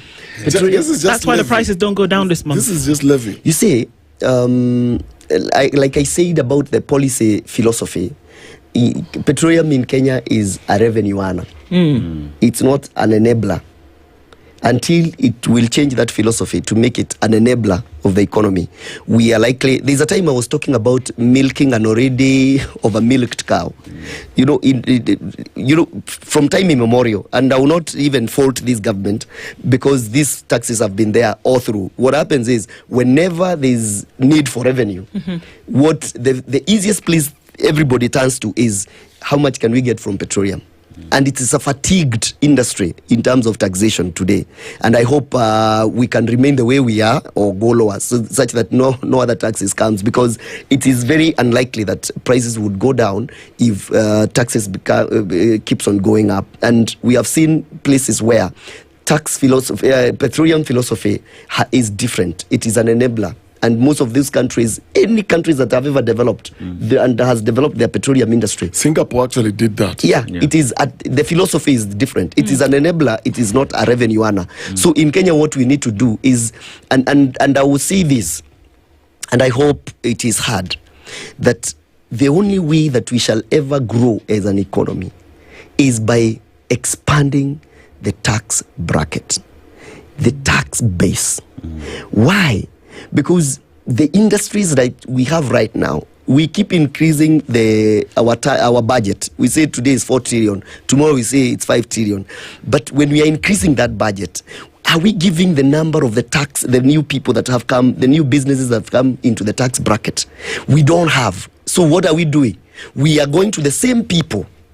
The same people we are taxing 3 trillion to get more 2 years ago, now we are taxing them 4 trillion, then tomorrow we tax them 5 trillion without expanding that tax bracket. What does that do? That fatigues the taxpayer. So we must have a very deliberate effort to make sure it doesn't matter how much money we spend in making sure that we expand the tax bracket. And the only way to expand the tax bracket is to enable the private sector to grow. How do you do that? Kenya, we know, and we know ourselves. You know, there are things you know yourselves. We thrive in these small businesses. So how can we create systems that net those small businesses into the tax bracket, but then again enable them to get affordable credit? There are things I talk about if we really want to expand this economy. One, we must get affordable credit. The other thing, we must have what we call predictable taxation regime. So such that I don't see the necessity of having a tax bill every year. Other places in the world, when people are investing, they will tell you this, that 2, 3, 4, 5 years from today, the tax regime is still the same. And so an investor coming to invest in that country does not worry about taxes laws changing and disadvantaging them at the end of the day. So we must have that. And then we must incentivize production side of the economy. If we do that, the private sector, as I told you, the 7-point-something million SMEs today we have, they can take them less than 1 year to each employ 2 more people, and net will have employed 14 million people in this country, and those people will pay as you earn. They'll pay whatever else, and the government will still get more taxes. But unless we do that, any other stories we do, I don't see it getting anywhere. We often talk about affordable credit, and of course this is linked directly to then what entrepreneurs are going to be able to do. SMEs, MSMEs, essentially are the backbone of any economy, and that's why there's such big attention being paid to them. I keep saying that some of the biggest companies that we look at in the world today, we speak of them as though they're government-owned. They're not. They are not. They're private-owned institutions that may have a government share percentage, but they are, by and large, private companies. Correct. Microsoft, Nike, Google, all of these started in a garage somewhere. They did. And we talk about them as though they were creations of government projects. But what happened is that government in their jurisdictions created an environment through which they would then be able to thrive. Exactly. And then more and more mushroomed, and they were able to build on those. I mean, take your pick. Kellogg's, even this KFC that we shout about all the time. Privately owned organizations that essentially build an economy but are buffered by government. Now, when you talk about affordable credit, what do we say? It sounds really nice to say that thing. Affordable credit. Affordable. What is that? Let me 10%? tell you. Let me give you an example. I borrow a loan and then 2%. Let me give you an What is example. that? Yeah. Today, and credit to the central bank, they have lowered the base lending rate, and now we are doing at maybe about 16 or so percent loans that we are getting 16 to 18%. But a few months ago, people were borrowing at a cost of about 20% to 23%. I'll put it to you. I've never been employed personally. And so in my life, I've been in the business world.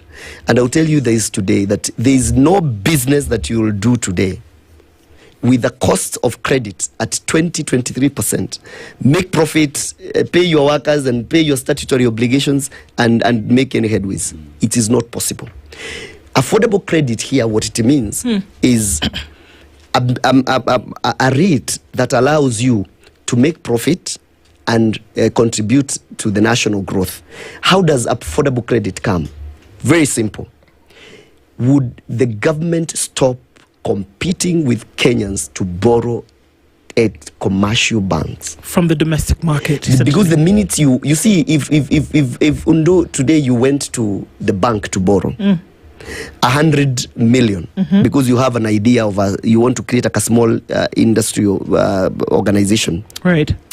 And you have done your proposals and all that, and then when you are on the line queuing and explaining why you know the grilling that goes around, and then a government walks in and they want the same 100 million, who do you think would be given that money? Government. The government, without even blinking of an eye. So what happens to you? You are not, the next thing they will tell you, because now the money they were supposed to give you, imepungua, what they will do is to tell you, because of your risks, we'll raise your interest high. But if the government did not pick this money from these banks in the first instant, their appetite to give out the money will still be high. So that is the biggest issue that we have. We must moderate. I know the government will always borrow internally, but we must moderate how much money we borrow internally, and so that we can leave the rest and incentivize the banks to fund the likes of us out there. Okay, so you're telling me right now that affordable credit, so 20 to 23% doesn't make sense, and that's what it is right now. It doesn't make sense, for folks who are in MSMEs or SMEs or individuals looking for credit to start a business. You're not doing anything if you're borrowing at 20 to 23%, and that's what the current rate is. So if I'm government, and let's say through a program, I give you 50,000 shillings to start a project, is that sustainable? No. You see, now this is the other problem. I'm just pretending like maybe there's a program somewhere where people are given 50,000 shillings to start a business, to become empowered. 50,000 shillings is good to give to people who are doing businesses that are not necessarily tax-paying businesses. And which ones are those? Is there a business you can do in Kenya that doesn't pay tax? Yes, if you choma mahindi somewhere. Oh, okay.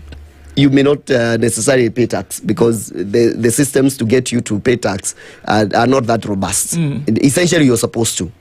But when I talk about SMEs, I'm talking about a business that will contribute to the exchequer. Right. So I am yet to see a serious business that you can do with 50,000 today that will contribute to the exchequer.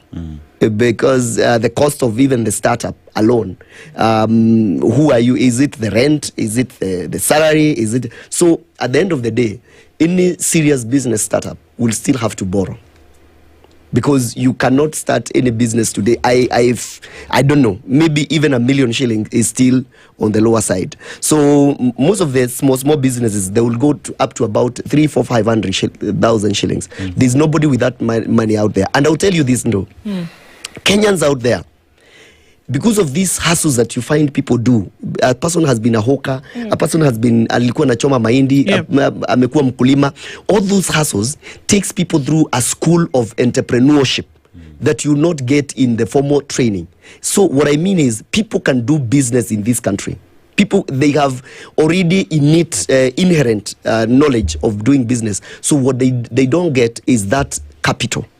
Most of them, they don't get that capital. Otherwise, people will do wonders. And you have seen small people who have gotten headwinds in terms of breakthroughs, they go ahead and create humongous companies in this country. And when you look at where they are coming from, they were probably hawkers. They were doing funny things out there. But because of those struggles, they developed the acumen to do business. So for me, people just need that capital and little formal training to arrange or put it in English what they have learned throughout their struggles, because that is what that's the orientation that businessmen have in this country. Very few of them, and I've told people so many times that in Kenya, very few people start businesses as a formal thing. Most of them, they start it as a way of survival. But when they are incentivized, they grow that to a conglomerate. I have a question. Yes. I just Ikito Mafuta, that the things I just want to understand here. Yes, please. Because we keep talking about fuel prices. So there's what I actually have. When I started, I normally, every time I fuel, I normally note down how much I fueled. And the other day I was just looking at my notes here. And this is, believe it or not, this is 2020 when I started noting this down. The year 2020, this was March. A litre of petrol was going at 112 shillings at the time. Full tank, around 77 litres, we live only 8,000. Today, that 8,000 ikama umenusa. Unaangalia pump attendant vibaya. I'm just looking at the way it started going up. I want you to explain to me. So we have the base tax for fuel. Then we've got these layers and layers of hidden, not hidden, levies and fees. And I just need to understand, because it's still the biggest revenue earner. Excise duty ni ngapi? Percentage? The VAT ni ngapi? 16%, right? I just want you to explain to me. So we have VAT 16%. And then, where is this? Then I want to understand road maintenance levy. Ni ya nini? Road maintenance levy is ostensibly supposed to take care of roads. Literally. Is the fund that the government is supposed to use to maintain roads across the country. So when the president said, yes. So when the president goes to a place and say, nitawajengea hii barabara. Ni sisi. Ni nitawajengea. Ni nani anajenga hiyo barabara? Hiyo pesa inatoka wapi? Basically, you see, Dennis, and this is the truth. This is the truth. Yes. The government has no money of its own. Yes. All the money that the government has comes from the taxes. So whether it is a governor, whether it is an MP, whether it is a president doing roads. But when he speaks, he's doing you a favor. He's actually helping and gifting you by building you a road. Yes. This money, the Kenyan in Lodwar, the one in Baringo, Samburu, Nairobi, we are all paying this levy. Yes. Meaning, whenever you see a pothole, it cannot be repaired in any other way other than using that money. Meaning, you are the one who have literally repaired the road. And whenever you see that road with a pothole and it's not been repaired, the question should be, I've already paid for the repair. Why is it not done? Okay. Then there's Petroleum Development Levy. What is this for? Petroleum Development Levy is basically the 5 shillings and 40 cents we were talking about. That money is basically supposed to cushion mwananchi. But then again, as the name goes, development is supposed to develop systems and efficacies of delivery of petroleum in the country. So, but the most urgent need is usually to cushion the mwananchi from the shocks of the petroleum out there. Okay. The Petroleum Regulatory Levy.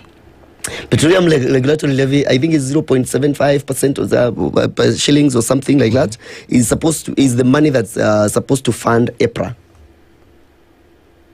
To fund EPRA in what sense? Paying their salaries, rent, what funding EPRA in what? For them to regulate the price. For them to sit and regulate. Yeah, you see, it's that regulatory body has its expenses.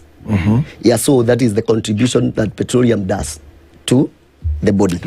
Now, the charges are per litre. Every time I'm going to pay, these petroleum charges and levies and costs, they are litre based. So every time I go, I get a litre. So I'm going to get my 70 litres. Per litre, there is money being deducted to help continue working. It's just like the way what you do with Kenya Power. Okay. You know, is that money that goes to Kenya Power. Okay. Railway Development Levy. Yeah. Railway Development Levy that's supposed to develop the railway. It's supposed to, so every litre nakatwa, there's money that is supposed to do develop the railway. To develop the railway. Yes. What are we developing? I just maybe speaking like a layman. I know we have SGR. So to expand the railway network, maintenance, what exactly does it do? You see, now this is I don't know how to put this. When we have charges there, what that money does, I cannot authoritatively tell you that it is doing this. What I know is what it's supposed to do. It's what's supposed to do. Yes, it's supposed to develop railway. Yeah, it's supposed to develop railway, but as to whether it develops or not, I am, maybe I would be seeing that particular development. Then very quickly, we have an anti-adulteration levy. Yes, that I know. 18 shillings per litre of kerosene. What does it do? That is supposed to, that money, what it does today, it just goes to where these other taxes are put, but the reason for it was to make sure that they raise the prices of kerosene to avoid adulteration, because it was the reagent of adulteration. So when people were really doing adulteration of diesel and petrol, they used to put or add kerosene into it because it was very cheap. And so it was supposed to bring the prices to a certain level where there is now no incentives for adulteration. So you have import declaration fee, you have merchant shipping levy. They all now come to what we are saying. You see, if you look at 80 shillings is what percentage of 185? It's about 80 or 90%. So, in other words, to answer your question, if today you are to drive in this country with fuel that has no taxes whatsoever, you would be buying it around 100 bob. 105 thereabout. Oh, shillings. Yeah. Well, so the other 80 shillings you add is for taxes. It's a lot, and there's a lot to be done, and that's what it looks like in terms of what needs to happen to move an economy robustly, and oil fuel plays a big role there. Martin Chomba, chairman of the Petroleum Outlets Association of Kenya, has joined us in this conversation this morning. Martin, thanks as always for being here. Thank you. It's always my pleasure. Conversations continue at 9:01. Good morning. News from around the world. 94.4 Spice FM.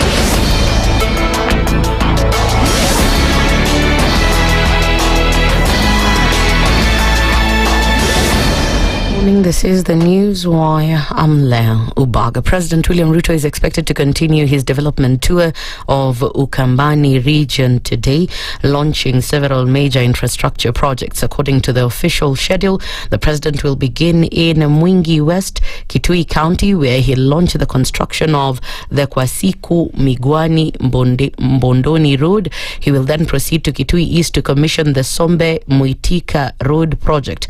Later, President Ruto is set to visit Kangundo constituency in Machakos County to launch the Kangundo-Mwala Road construction.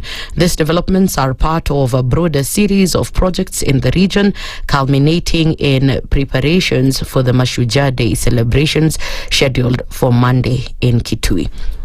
Dairy farmers in Shinyeri area of Trans Nzoia County have raised concern over what they say they've not been paid for about 4 months by the KCC company, despite delivering their milk.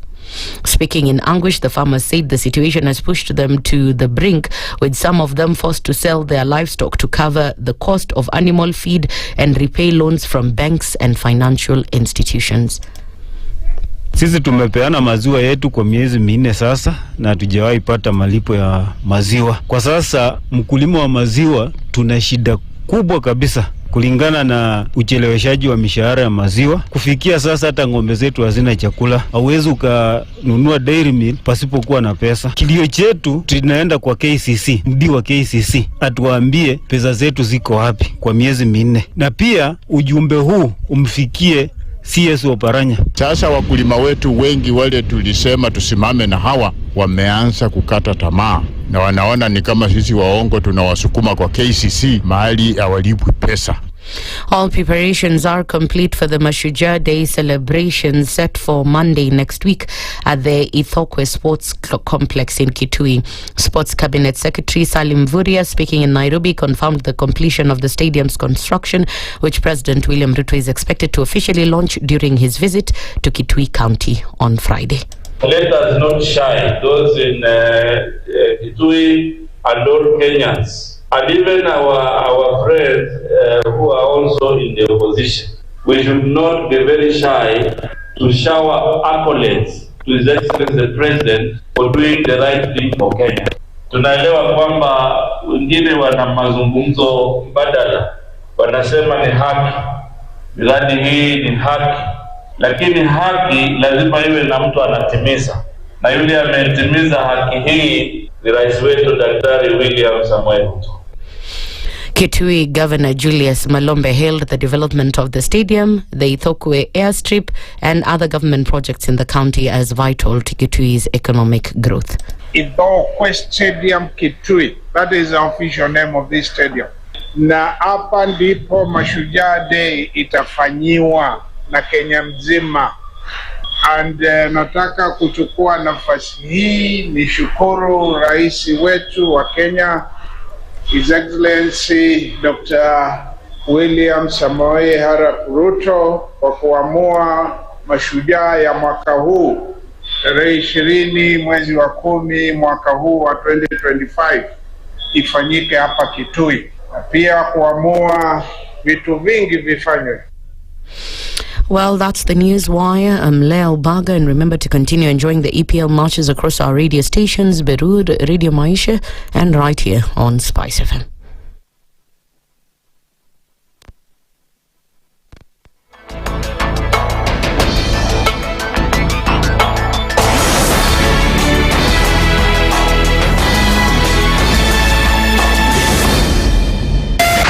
.4 Spice FM, Nairobi. The following takes place from 6 a.m. to 10 a.m. every weekday on Spice FM.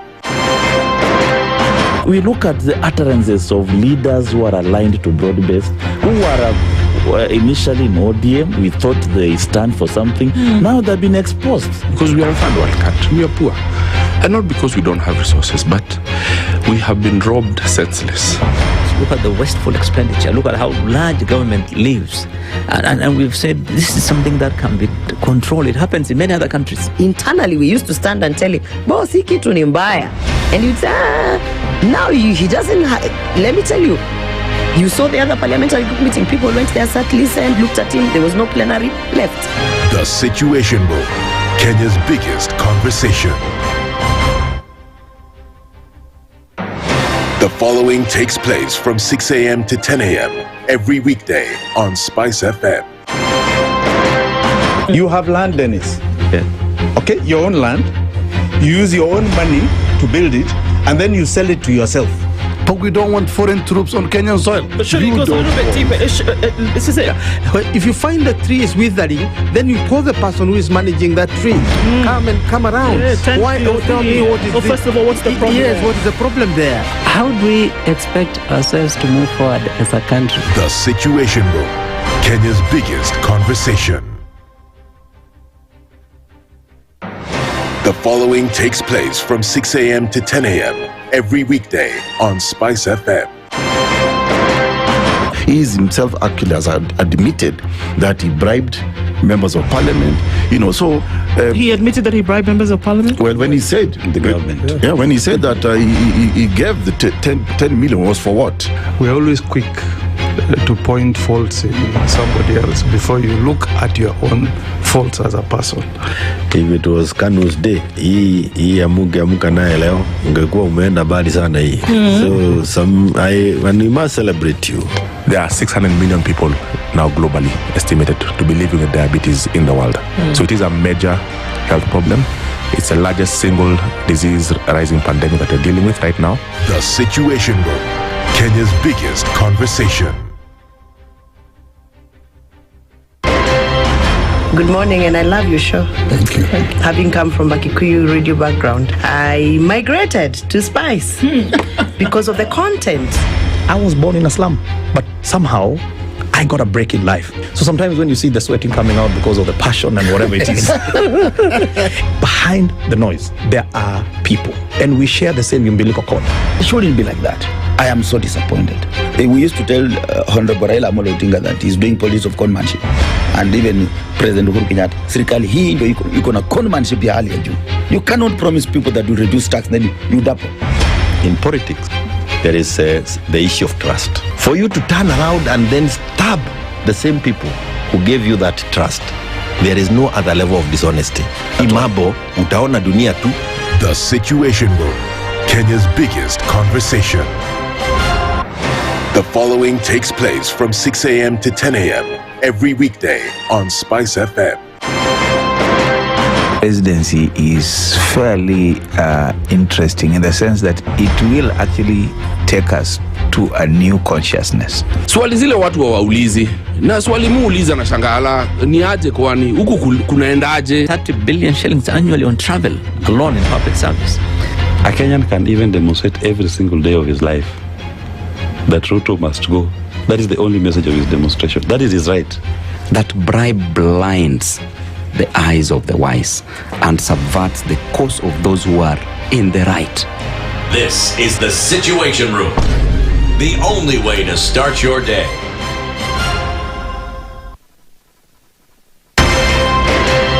One of the things that are ailing our country is negative ethnicity.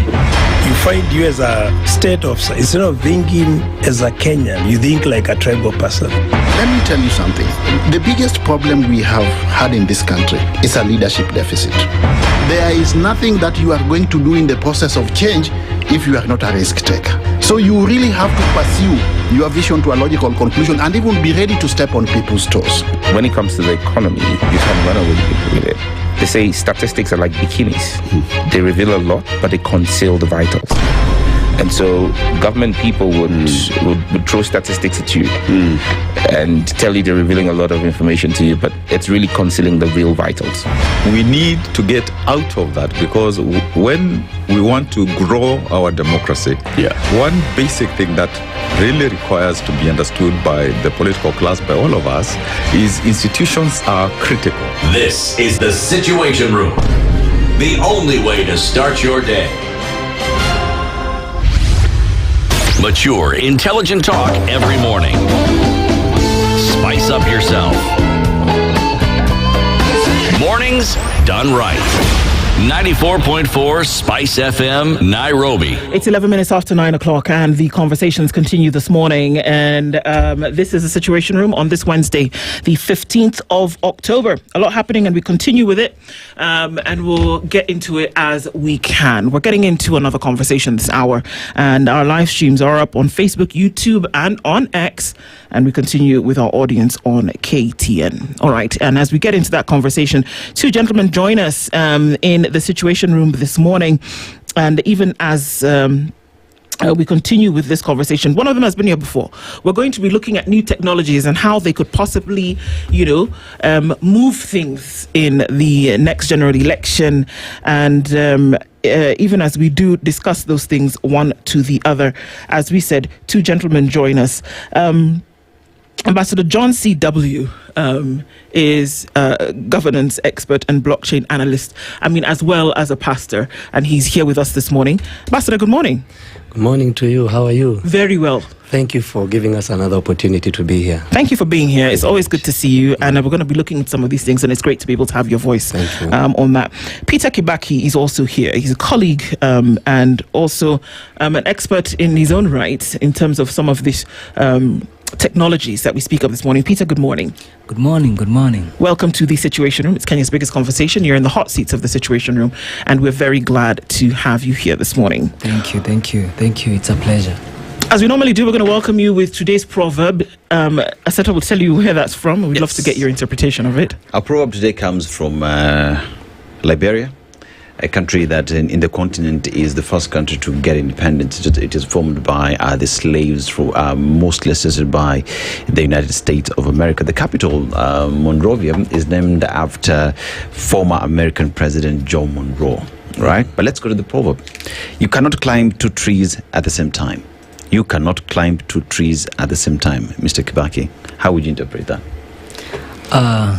Definitely, I think the proverb speaks for itself. You'll need to first climb one, reach at the top, achieve the goal, and then probably come down, then climb another one at another time. Mm-hmm. So how, according to my own understanding, is that you know, in the journey of life, when you want to achieve something, you have to first pick one, achieve it, push it, achieve it, and then later on pick another one, achieve it, pick another one, achieve it. So that's, I think, my little interpretation, but I know Mwalimu has probably some more insight. Yeah. Ambassador, how would you interpret it? Well, I wouldn't say more insight. I'm just looking at it from a scriptural point of view. The Bible says you can't serve two masters at the same time. So I think for me, the concept of climbing has something to do with strength and might and using your energy. So it's needful for us to understand that if we are going to serve effectively, we need to be, the Bible says a double-minded man is unstable. So if you climb two trees at the same time, it's a concept of being double-minded. So to serve in one purpose and serve it well is my perspective of looking at the whole matter. Wow. Yeah, well interpreted. Well Indeed. said. To serve in one purpose and to serve it well is important. All right. So, looking at technologies and what it does for us to be able to move from one place to another when it comes to things that we would otherwise see as manual, as mundane. But technology has come and it has turned the world on its head. That you could be at the North Pole and you could influence or dictate what happens in your home just by looking at a screen. That's what technology has done. And in so many leaps and bounds and things that sometimes we're not able to fathom. And of course, with AI technology and looking at things like blockchain, which some of us don't even know how to spell blockchain, but I guess that's how we're getting into that conversation this morning. So talk us through, and let's start with you, Ambassador, some of the things that we're looking at that could essentially, that have influenced the way in which we operate, that could essentially influence how we vote. Let's begin by looking at it. I was studying the other day about the first plane that was ever made, and the kind of charade that was around the whole system, where people felt it's not possible, only birds can fly. I mean, today, I'm sure that in this room, not that it's a big issue, but we have become birds at some point, and we have flown. Look at it from cars. I mean, there was a time we used to use chariots. Eventually now, the whole system of cars came up. People thought it can't be possible. Now we have that. Same concept is applying to technology. A few years back, I remember when the whole concept of M-Pesa started, a lot of people could not comprehend, and it looked as though that it was not necessarily intelligent enough to explain to people how a phone can be able to keep your money, or rather do transactions. Today, we have the first mobile network globally. I mean, people are coming to pitch in terms of how to do transactions using the Kenyan payment system in terms of M-Pesa. So if you look at it from that point of view, this is my perspective. Looking at where the country is going, or rather the world is going, a dam is a water mass, a body water mass, a river also, and an ocean. You can easily change the direction of the dam. Maybe a river you might, because looking at it. But when it comes to an ocean, these are facts that cannot change. Change cannot change. The fact that the world is changing cannot change. So even if we try to ignore where technology is heading us to, where ideas are heading us to, eventually speaking, we will be able to do that. We were just discussing about the new law that has been passed into being in terms of crypto. I don't know if you are aware that Parliament has passed the whole system. The other day, what does that mean? It simply means that you don't necessarily need to be limited by the bank in terms of bulk transaction. I have a friend of mine that wanted to do a very huge construction of an estate company, and when the resources were sent, they were bothered so much. Now you can imagine looking at it from a crypto point of view. I mean, giving you 5 billion will just take a second. Pop, money is on your side. It's easier now to do transactional things by looking at that point of view. So my point of view is this. Looking at it from the technology aspect, it is changing to our good. It makes the world easier. It makes transactions easier. It makes more connections to different parts of the world and things like that. So we are expecting to see a superior, not a decline, but a superior trajectory towards the higher side, looking at what we can be able to do with technology. Yeah. When you look at, when you talk about technology, and before we go to the main key issue here of elections, for the longest time, I don't know whether it's our policies as a country. The focus has always been, okay, let's try create employment. Let's try create opportunities, especially for young people, because when you talk about technology, it's more often than not connected to young people. And so the vibe is always, let's create jobs for young people. And yesterday we were talking, the assumption always is, okay, when you talk about all these funds that the government keeps coming up with, from the youth, the Hustler Fund, now Nyota Fund, all these funds, if you listen to the conversation, they're around empowering young people with skills. But when you look at those skills, it's more of mtu wa boda boda. It is, if it's affordable housing, ni about mambo ya mjengo. If we talk about car wash, so it's buying tanks for the young men to do their car washing business. It's always the old way of looking at things. And the question we were asking from yesterday is, what happens within this digital space that is forever expanding? A few years, not too long ago, we only were talking about ChatGPT when we started having AI conversations. Today, you can actually easily get lost. It's almost like every 1 hour there's something new that has come up that is connected to artificial intelligence. So we're talking about technology, and it's connected to a lot of young people. And the way we consume technology is, in many regards, is mostly for entertainment purposes.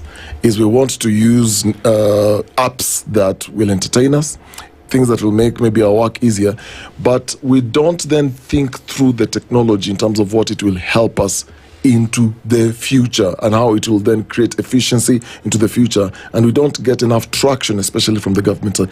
Is it a problem? Is it a Kenyan problem, an African problem? Is it a generational problem? It is a problem of lack of sight. This is what I mean. Yesterday I was studying the NVIDIA, the company called NVIDIA. Yeah. So there is a whole issue with the US, I think and China in terms of the chips, right? So when Biden was in power, Biden minimized the amount of chips that China is able to buy. Yeah. Of course, because at that particular time, America had advanced in their technology of building those chips. So during the leadership of Biden, they saw that those chips, because NVIDIA at that particular time were created the high possible tech chips that were ever recorded globally. So America saw that it was a risk to sell this kind of chips to China because we are going to use it, to create technologies that might, be of harm to them. That's according to them. Or outpace them. Exactly, outpace them. Yeah. So what did Biden do in his era? Biden decided to sit down with them and create a chip that is a little bit lower, still good, but it did not have the same efficiency as the chip. And these are the chips that were now sold to China. So Trump comes in, and then Trump says that even those chips, cut them off, which were running into billions of dollars. And we know that, NVIDIA has been doing its best to make sure that, trying to talk to Trump to allow these chips. So why am I saying that? So in that whole commotion of, Trump coming in and even cutting all the chips, China now used that opportunity to develop new chips that were actually very much competitive and even superior to what NVIDIA at that particular time were bringing to the table. The reason is this. China is where it is because of its ability to live tomorrow. When I look at the way the African concept of advancing people is carved around, it is carved around politics. There is a difference between leadership and politics. Leadership outlasts the leader. Politics needs the leader to stay alive. So when you look at someone like in Africa, for example, and I've been to Nigeria and things like that, you see a whole governor coming and giving, in Nigeria they call them keke, which here we call them what? Tuk-tuks, right? I'm not, and please I want the viewers to understand, because some people just argue without, we are not talking about Mama Mboga or Boda Boda rider, we are talking about where Kenya is going. And Kenya cannot, he was speaking right now that there is a company I think in Kibera that is tokenizing Mama Mboga. Are you aware? Tokenizing, the whole concept of tokenize, we'll explain that a little bit later, where Mama Mboga can, like you can tokenize your business. Let's say your business is worth 5,000, you tokenize your business so that someone owns 1,000 of your business, they bring in investment to that level. It's already happening in Kibera, tokenizing. We'll explain that a little bit later. Is it some shareholding? It's something concerning shareholding, which he'll explain better. So the whole concept is that the way I look at the way what we tend to make it look as if it's progress for our nation is actually centered around who's coming next into power. It's not necessarily centered around where is Kenya going, because even if Kenya does not go, the world is already going there. Even if Kenya is left behind, we will continue being a third world nation. And I've seen a lot of people, looking at nations like Singapore, trying to say that we want Kenya to be like Singapore. Did Singapore give more borders? That's the question we need to ask. Did Singapore give more, water tanks? Water tanks. Did Singapore give more car wash? In order for you to be a Singapore, there has to be a bullseye. In order to take a nation to look like that first world nation, it's not bad to advance this particular thing, but advance superior things. The government cannot say you have, for example, 7 billion or 12 billion or 2 billion to empower the youth. The question is, what do the youth need at this particular point of view? So it's not wrong to have like 20% things to do with human labor, but have the biggest percentage of them centered around things that can be able to make a nation a superpower. And if you look at it from a point of a water tank cannot make a nation a superpower. A car wash cannot make a nation a superpower. And if you look at it from the AI system, I was reading the other day, in the next 4 years, 3 to 4 years, AI is going to guarantee the next set of the most millionaires, more than any internet in any 20 or 30 years. So the question should be, should we invest in what is actually making more millionaires in the shortest period of time, or just politicize this whole concept with things that we know can make me come back into power the next day? When you talk about technology, AI, blockchain, this is a sector that has been tried and tested in other jurisdictions, and you've seen that it is working. But when you come back home, like you said, we have politicized the entire debate, yet we know what it is we need to do. Yes. Which then brings us to the point where, is it by design, or is it a question of we do not have the resources to? No, we do have the resources. Do you know, the other day I sat with a leader in the nation, and he guaranteed me, I won't say who, that Kenya borrows 3.5 billion approximately a day. From the domestic market? 3.5 billion. From the global market. 3.5 billion shillings is borrowed a day. Then, you remember in Uhuru's government, he came out and said 2 billion is lost a day, which right now, actually, the cap is 3.9 or 3.7 billion is lost a day. It's not a function of what we don't have. It's just a function of people I sat with someone and he told me, if we are all rich, who serve the rich? So this is an African issue. It's not necessarily even just a Kenyan issue. It's a way to keep someone where you are so that some of us can keep advancing, because technology is free people. For example, if right now you remember, assuming you don't have M-Pesa, can you imagine the queue that will be on the banks? How much money the banks will be making? So the question we should ask, how much are the banks losing because M-Pesa is available? Even though M-Pesa to some degree is adding to it, but if you would ask, maybe most banking sectors would not want M-Pesa completely, so that we can receive more queues back, and if we receive more queues back, we receive more transactions, more money, we receive more money for the bank. So this is the same thing that is happening. There was a time when you're doing an ATM withdrawal, it was 40 shillings per withdrawal. Whatever amount, right? You're withdrawing. So you're seeing less and less of ATMs now. You know why? Mobile because technology always makes sure that old things are phased out. And if you phase out old ideas, you have a new breed of people coming up that you can no longer control with your foolishness. Okay. And this is the problem of Africa. And how this? We could do this for days because I'm drinking that water as well. Right. How would it affect how we vote, how we make a decision? Because for the longest time, there are people today who still use pebbles to cast their vote. Right. It happens today. The heavy paper elections are still a thing, especially on the continent. This technology that we're saying must be the direction in which we are going for the economy. Is it also the direction that we would be going, Peter, when it then comes to how we vote, for it to be foolproof, so that this thing that we hear people saying that, well, they're going to rig the election anyway, and they're going to find a way to do it, so why should I register to vote? Do we see that maybe those lines would be falling here as well? I think in my little opinion, I think in this era things are changing, and things will continue changing. And as my senior stated, change is inevitable. So we cannot continue doing what used to work and expect better result. What used to fail us and expect a different result. When you're doing the same thing again and again and again and again and expecting a different result is actually more of I'll use that word foolishness. Is actually more of it when we are expecting better results. So in one way or the other, we'll need to come back here, to use these different solutions. And that's why I think with the vision, I've sat down with my senior. Just allow me to call him my senior, because indeed he is. I've sat down with him and I've investigated the vision.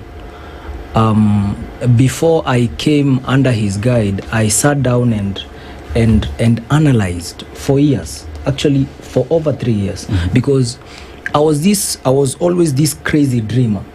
Why are we using paper ballots? Yet we can be able to digitize this. What's the problem? We have investigated all those issues, and we have realized that the problem now narrows down to two things. We are looking at what IBC, like the elephant in the IBC's room, which was confirmed some few days ago by the commissioners, is the security of the vote and the security of people's data. So if that's the elephant in the room, why don't we embrace technology to be able to secure that? Because if we secure the voters' data, and if we are able to secure the vote, it means that we've killed the election malpractice, not only in Kenya, in Africa, and we will be in a position. It's like an ocean. Yesterday, the day before yesterday, I was having a conversation with my mother, and I was actually telling my mother, I just threw this challenge, and I told my mom, do you know one day I'll become a president? And then he was like, you'll be a president in your own house. And so it means she has a view. There is a mentality that she has, that because I come from a low, a humble background, it's impossible to get there without some level of resources and all that. But you see, we are now changing the narrative, because if we have a vision, just like my senior said, if we have a vision, if a leader has a vision for this country, it means we can now come in and people can now be able to vote for them without fear of malpractice, without threats, you know. Because of the technology? Yeah, because of technology. Nobody is threatening you when you're voting in your house. Who is threatening you when you're voting in your house? You know, we've seen all kinds of evil. People making lines and then, you know, hands out. You've seen those things. They are happening in our country. Hands out during elections. Vote for this one. Vote for this one. You know, we are talking of an end to. We are going against something. We are talking of a totally new revolution. If we were to adopt technology to be able to scrap off this. We've seen people who will reason that where will be the jobs, you know, like we were having a conversation last time that imagine the education budget for voter education. Imagine just having an AI system that is just teaching you and you can be able to converse with it and it can be able to educate you everything that you need to know. We saw during the finance bill last year, before the protests, a lot of civic education going around. And on TikTok, young people are actually interpreting the finance bill in Kikuyu, in Kamba. People are using AI to explain to their grandmothers and to their mothers what is this finance bill in very simple language. And it was at a touch of a button. It can give you 50 languages. A whole interpretation. That's how powerful it is. I totally agree with you. But my question is this: with change comes resistance. There was a time, and I'll speak for ourselves. There was a time when we were told, you know what, you big sisters, we are going digital, and the big sisters decided, you know what, we are not. And there was a protest that, you know, and when I'm referring to the big sisters, the big mainstream media houses were saying, you know, no, this is not going to work. There are a lot of conversations around it, but not to belabor the point. At the end of the day, it was pushed. And the big cake, which had 4 slices, 5 slices, all of a sudden now had 56 slices, for example.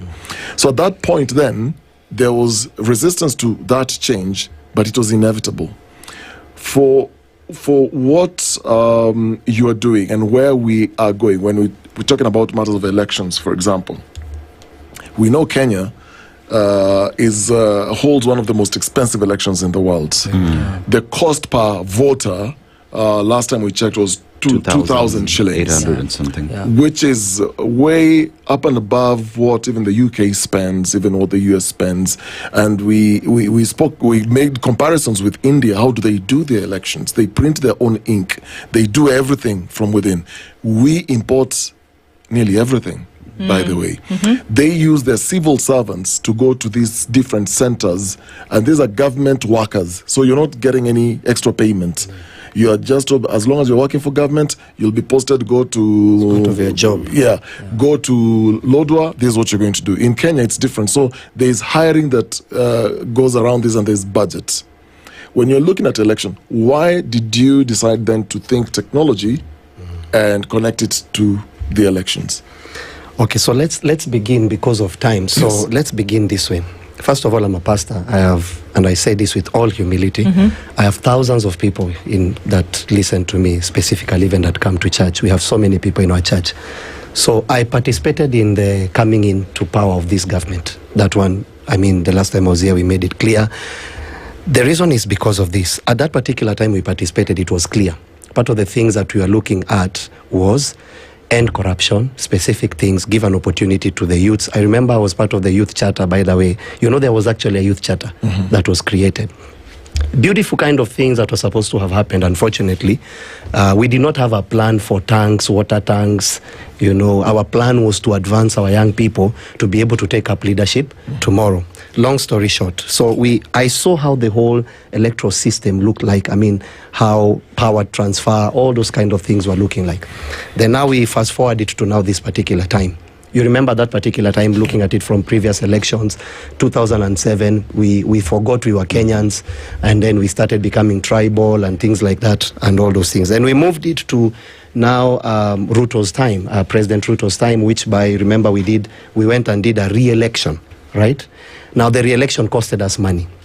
Remember, we have bloodshed, we have re-elections, we have more spending of bigger budgets. Yet Kenya is, is like a county, or rather a county in America, one state in America. So looking at it from that point of view, I sat down to myself and I said, okay, we to some people we've brought the problem. How do we bring a solution? So the solution was to look for like-minded people in the church. And then we started a program called State of the Nation. I would address the program and things like that. Then we brought people together and we started building. I sat down with them and I asked them, so what can we do? There's actually one of them called Jesse. What can we do to make sure that we don't have bloodshed? Underline the underlining word that we are looking at. It's not about even money or whatever. We don't want the same bloodshed in 2007. Number 2, we don't want votes to be stolen.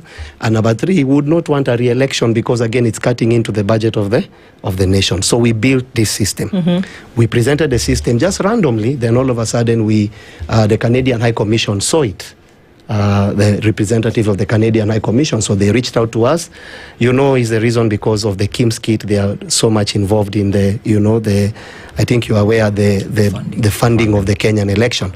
So definitely they are looking at ways to cut anything that can cut cost. Makes a lot of sense. So we sit down with this individual, then all of a sudden we are presented before the IEBC last week on Tuesday. So the chair of IEBC is there, the commissioners of IEBC is there, the legal team of the IEBC is there, Canadian High Commission is there, UNDP is there, and we are now cracking the elephant in the room, and it was only one thing. And in my presentation, long story short, the problem that we have in the IEBC system is a trust issue. The foundation of IEBC is just one word: can Kenyans trust you? And that's what we are presenting. So the system that we built offers a deeper layer of trust compared to any other way of voting that has ever been in Kenya, need I say in Africa and globally to the world. So we built this system, then we now presented the whole system, which maybe we might show you a little demo because the system is almost done. We showed people how to do the elections, how to vote, and then someone would ask, what about an elderly woman out there? We'll show even the AI system we have built that speaks your language, that you don't even necessarily need to talk all these things. So we built this system, long story short. Set up this system for 2 particular reasons. Number 1, you've spoken about 2,000 shillings be the amount of money that an individual voter under the old system. Our system is 36 bob. Number 2, you need to understand that people that are coming into power, or necessarily, there are people that benefit from elections, procurement, all those kind of things. So definitely they would not like that approach.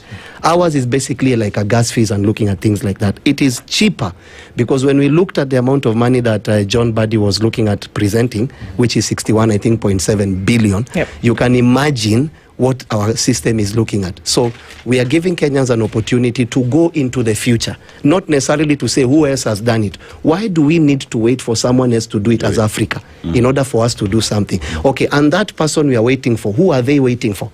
And then that person they are waiting for, so there will always be someone that is willing to do something. We built a system that guarantees all these kind of things are in place, and I'm requesting Kenyans to have a look at it because it hasn't been presented now. It is the second portion of view is to make sure that the members of parliament are looking at it. That's now the platform that we are on right now, so that it can be brought as a motion, if discussed with several of them. Bring it as a motion in the table of the House. Let us look at it. And if a member of parliament says no, because actually technology is part of Article 81, we've read it. It is allowed in voting, and Article 83 of the Constitution. What we are doing is not something Gen Zs are just overthinking. No, it is within the Constitution. We are telling the government, members of parliament, have a look at this. And if you say no, you will need to tell the Kenyans what is the real reason you are saying no to something from 2,000 to 36 shillings.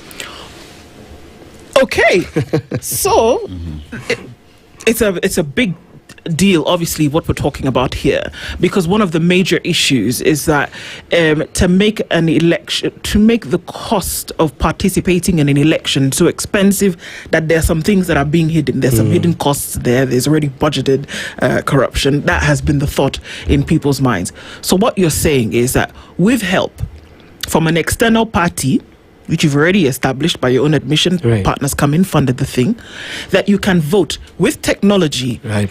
In the comfort of your home, of your house, using your phone. Using your phone, you can vote, and it can be verified, transmitted to one center where people then will be able to make an announcement or make a prediction. Completely. For 36 shillings per Kenyan. On a platform called a decentralized platform, which means you can be able to see you voted. Forget now what the IBC is telling you. You can be able to see, after you have voted on this system, you can literally enter and see my vote counted. So it means another thing, you see the way the IBC takes like 3 days to look. When the voting starts at, let's say the voting starts at 6 a.m. today in the morning and it closes at 6 p.m. Immediately the voting closes, we know the leaders of the nation. That's how efficient the system we are building is. So there is no way of hacking, and those of you that are saying people will steal, go and study blockchain.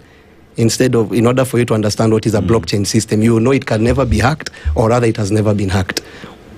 If that can be figured out, why is it then that an independent electoral and boundaries commission would not have been able to, with the help of government and its partners, figure something like this out all this time? Why? Even with developing technologies? I think I have an answer to that. I've been in the tech space actively for not long, but for 4 years actively. And with actively means in the blockchain space, in the new technology space, that is blockchain, AI space. By the grace of God, I would say I've participated in most of these projects. The Huduma Number project, my team, I have a team. He is our patron. But now what happens, the structure is this: he is the patron, but we have heads of teams, and then those heads of teams, they command, is like in the Bible, you know, the commander of 1,000. Then there is there is that kind of an arrangement. So I lead a team. So part of my team members have participated in, of course, with me as the lead. So what happens is that we go get a project, then we bring it on the table, and then we are able to do it. You remember when there was this conversation of Huduma Number?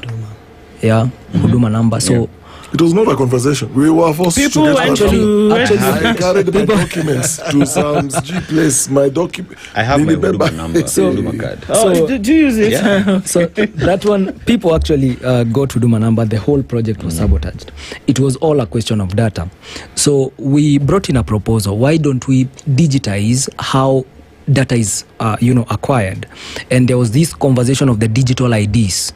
So part of my team members contributed in writing the proposals. Those why don't we use blockchain to be able to store our data and have the digital IDs, in that your identity is placed on an immutable record, and where you go in the world, it's verifiable at an instance that you're a citizen of Kenya. This is your data, and it's safer, and only you have access to your data. So it brought the issue of the digital IDs, but we saw that project was also sabotaged. So we came in. I've also been in the fintech space. The first tokenization license, you can Google it. The Ashara tokens. That is the first organization that has been issued a virtual asset service provider license.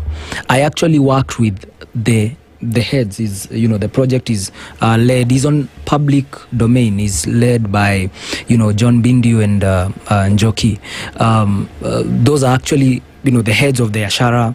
We've worked closely with those people. Actually, technically, I was part of the mentees that John Bindu was mentoring as part of the tech team, and we were there. We were a team. We built the infrastructure, the tokenization platform. We presented it to the Capital Markets Authority, CMA, and the Ashara tokens was put on Sandbox. So speaking from that perspective, now to answer your question, is a question of rigidity, and this is like planned rigidity, because even as we were presenting to CMA, the panel had only very few young people. So only very few people would speak our conversation. And they are like, no, these things you are talking, they seems as if it's an impossible conversation. Like, if you tell someone, like, you can vote at the comfort of your home, what makes you trust that you can be able to send money at the comfort of your home and it will reach in the US, but you cannot be able to vote at the comfort of your home? What makes... So you find is a mindset issue.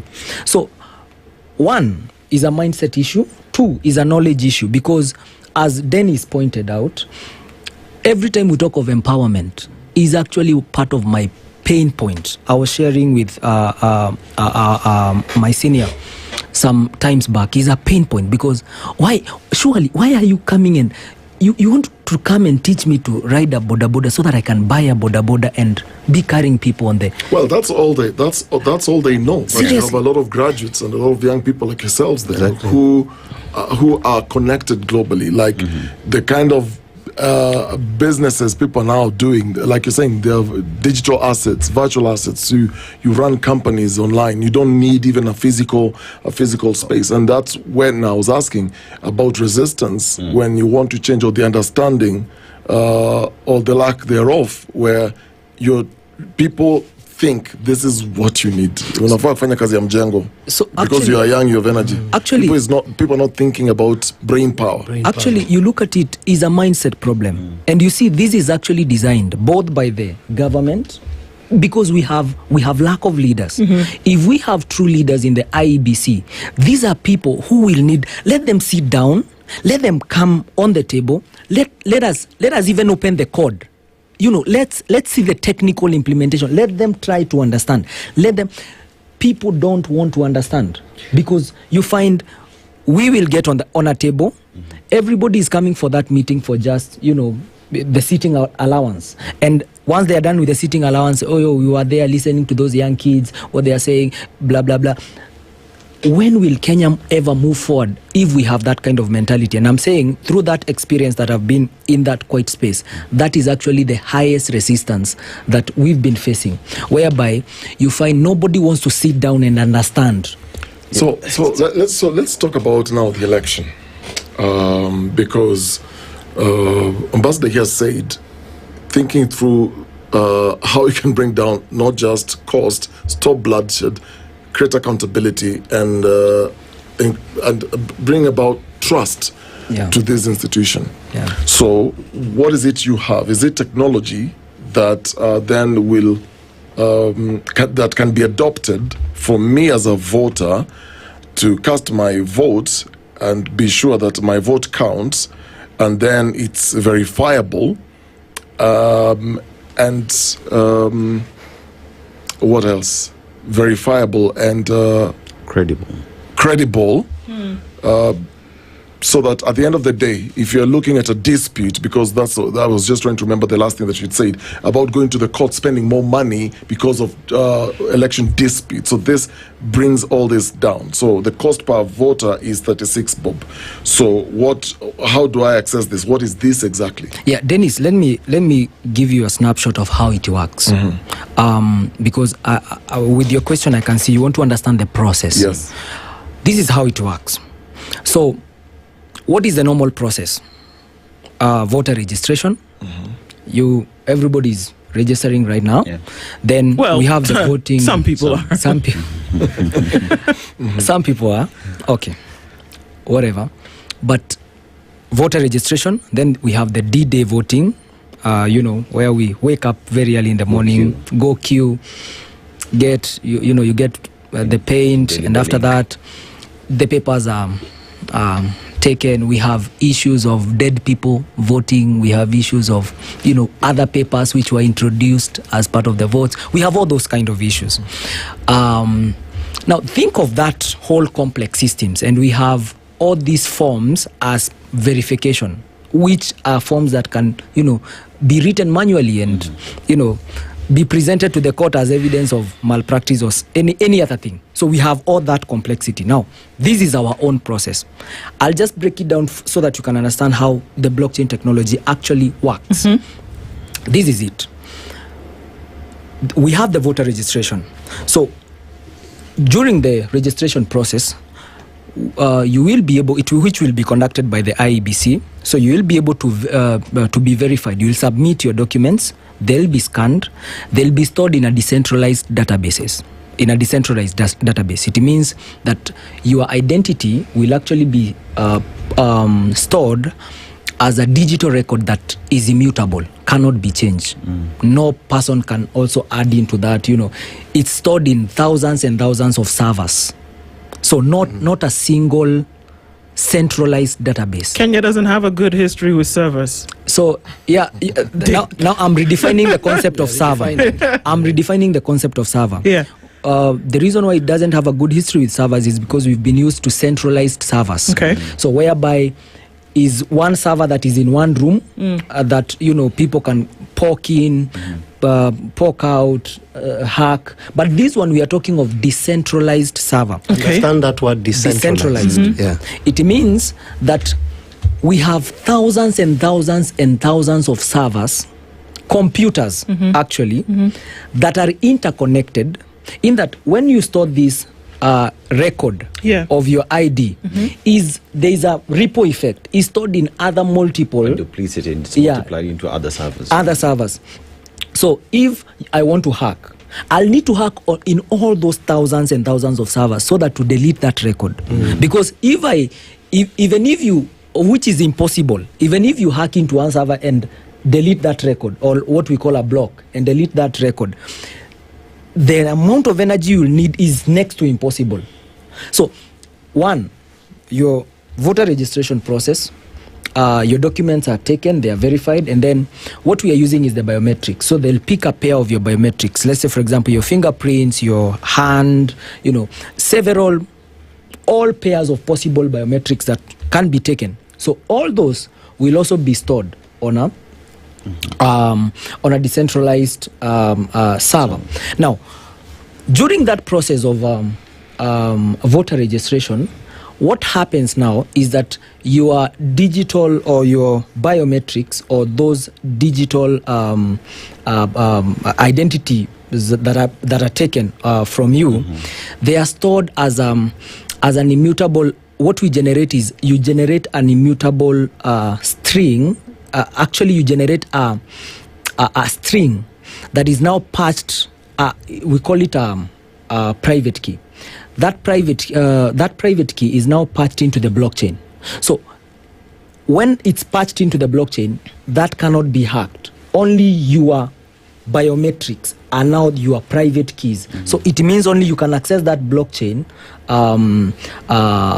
address, or you can access that particular block using only your biometrics as the key. That now becomes like your private, like your private key. So we have your public. If you've used wallets before, you understand the concept of your address, your wallet address being your private, your public, key, and then there is a hash that is your private key. So the wallet address, which is now your public key, that is set on the public. You can actually share out that one, and someone can be able to verify. It's actually verifiable that indeed you voted. So that is what is happening. That is what is counting on real time.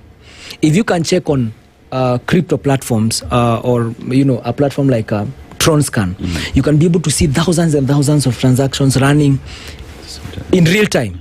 Yeah, and you can be able to see those private keys, the addresses, and you can actually be able to verify any address there and see what is happening on that address. It's the same concept. Kibaki, as we talk about that, so you say the only way I can access my account is by using my biometrics, right? Your biometrics. My biometrics. So assuming I'm in my house and I want to vote, so how will I access my account using my biometrics from my house? Because that would be the question. On your phone. On your phone, the app is on your phone. Let's say, for example, you'll have an IEBC app. Yeah. The whole system will be probably on an IEBC app. So you'll just get on your phone, just like the way you use M-Pesa.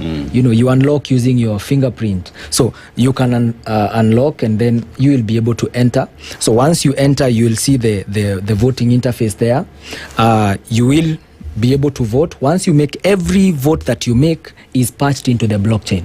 Every vote, and that session is closed. If it's the president, you make the vote, is patched into the blockchain, and that session is closed. If it's the MP, you'll choose your own MP, it's patched into the blockchain, and that session is closed. Every session that you're making the vote, that session ends and is patched into the blockchain. So it's recorded in real time in a way that it can't be, it's not immutable.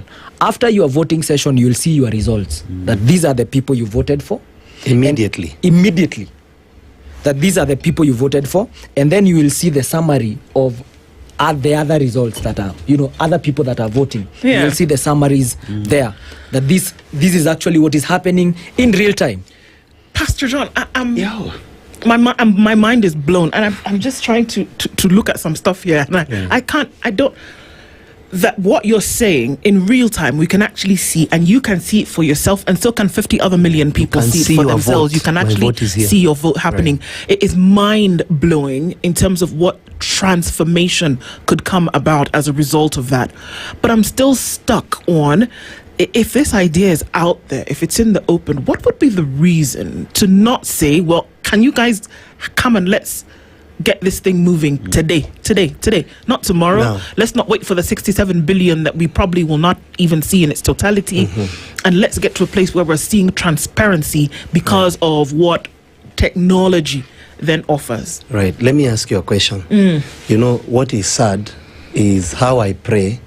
I was advising someone, when you want to change, or rather when you want to change a person, you would never expect that person to think like you. The problem now, and allow me to use this word, when I look at it from your point of view, you desire it, but the problem is you think everyone wants what you I have been accused of that. We are living in Africa. It's not, it's like do re mi. You can clearly see what is on the table. First of all, let me ask you a question. If I'm going to use 60 billion, how much of that money is going on procurement? Let's begin there. Who are the people that are procuring? Let's begin there. So someone somewhere is making money out of our illiterate point of view in terms of, or rather our perspective of voting. So then the question should be, what do we need to do to push this to become a reality? Not necessarily that why are people, in terms of the why would someone not be willing, it would depend with what part of the cake is that person eating. We all know that Kenya is run by people at the top. So the question should be, these people seated here at the top, what is part of them in order for them to sit and say, I would want to make this to be part of this particular issue. So if there is a cake to be eaten, and only a few elements are eating that are deciding the way forward, it is obvious that many people would not want to. But the IEBC chair, and I'm saying it publicly because it's true, you needed to have seen the joy on that table, because that day we left with a trajectory of the future.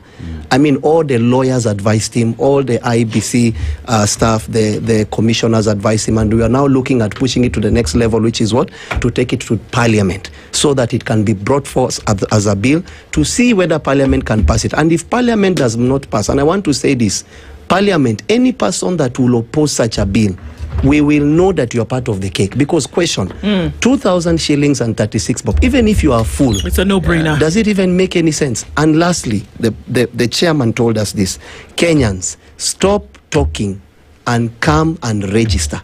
I was so shocked to hear that people are not registering. Stop looking at things like Madagascar and Burkina Faso. Those are coups. Coup is not the best way to run a nation.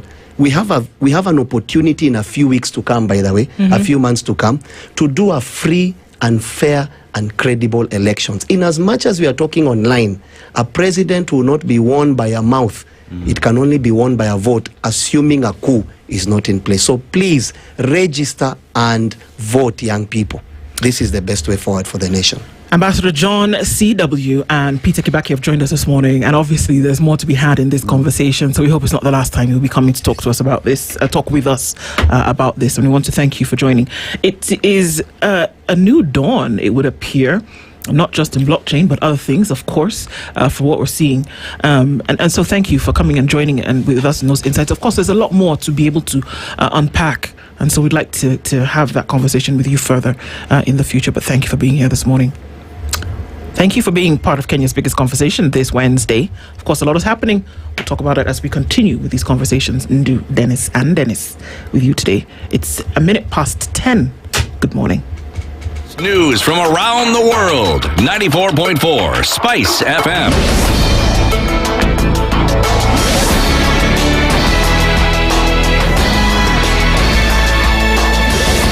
Good morning. This is the News Wire. I'm Leah Ubaga. President William Ruto is set to convene an extraordinary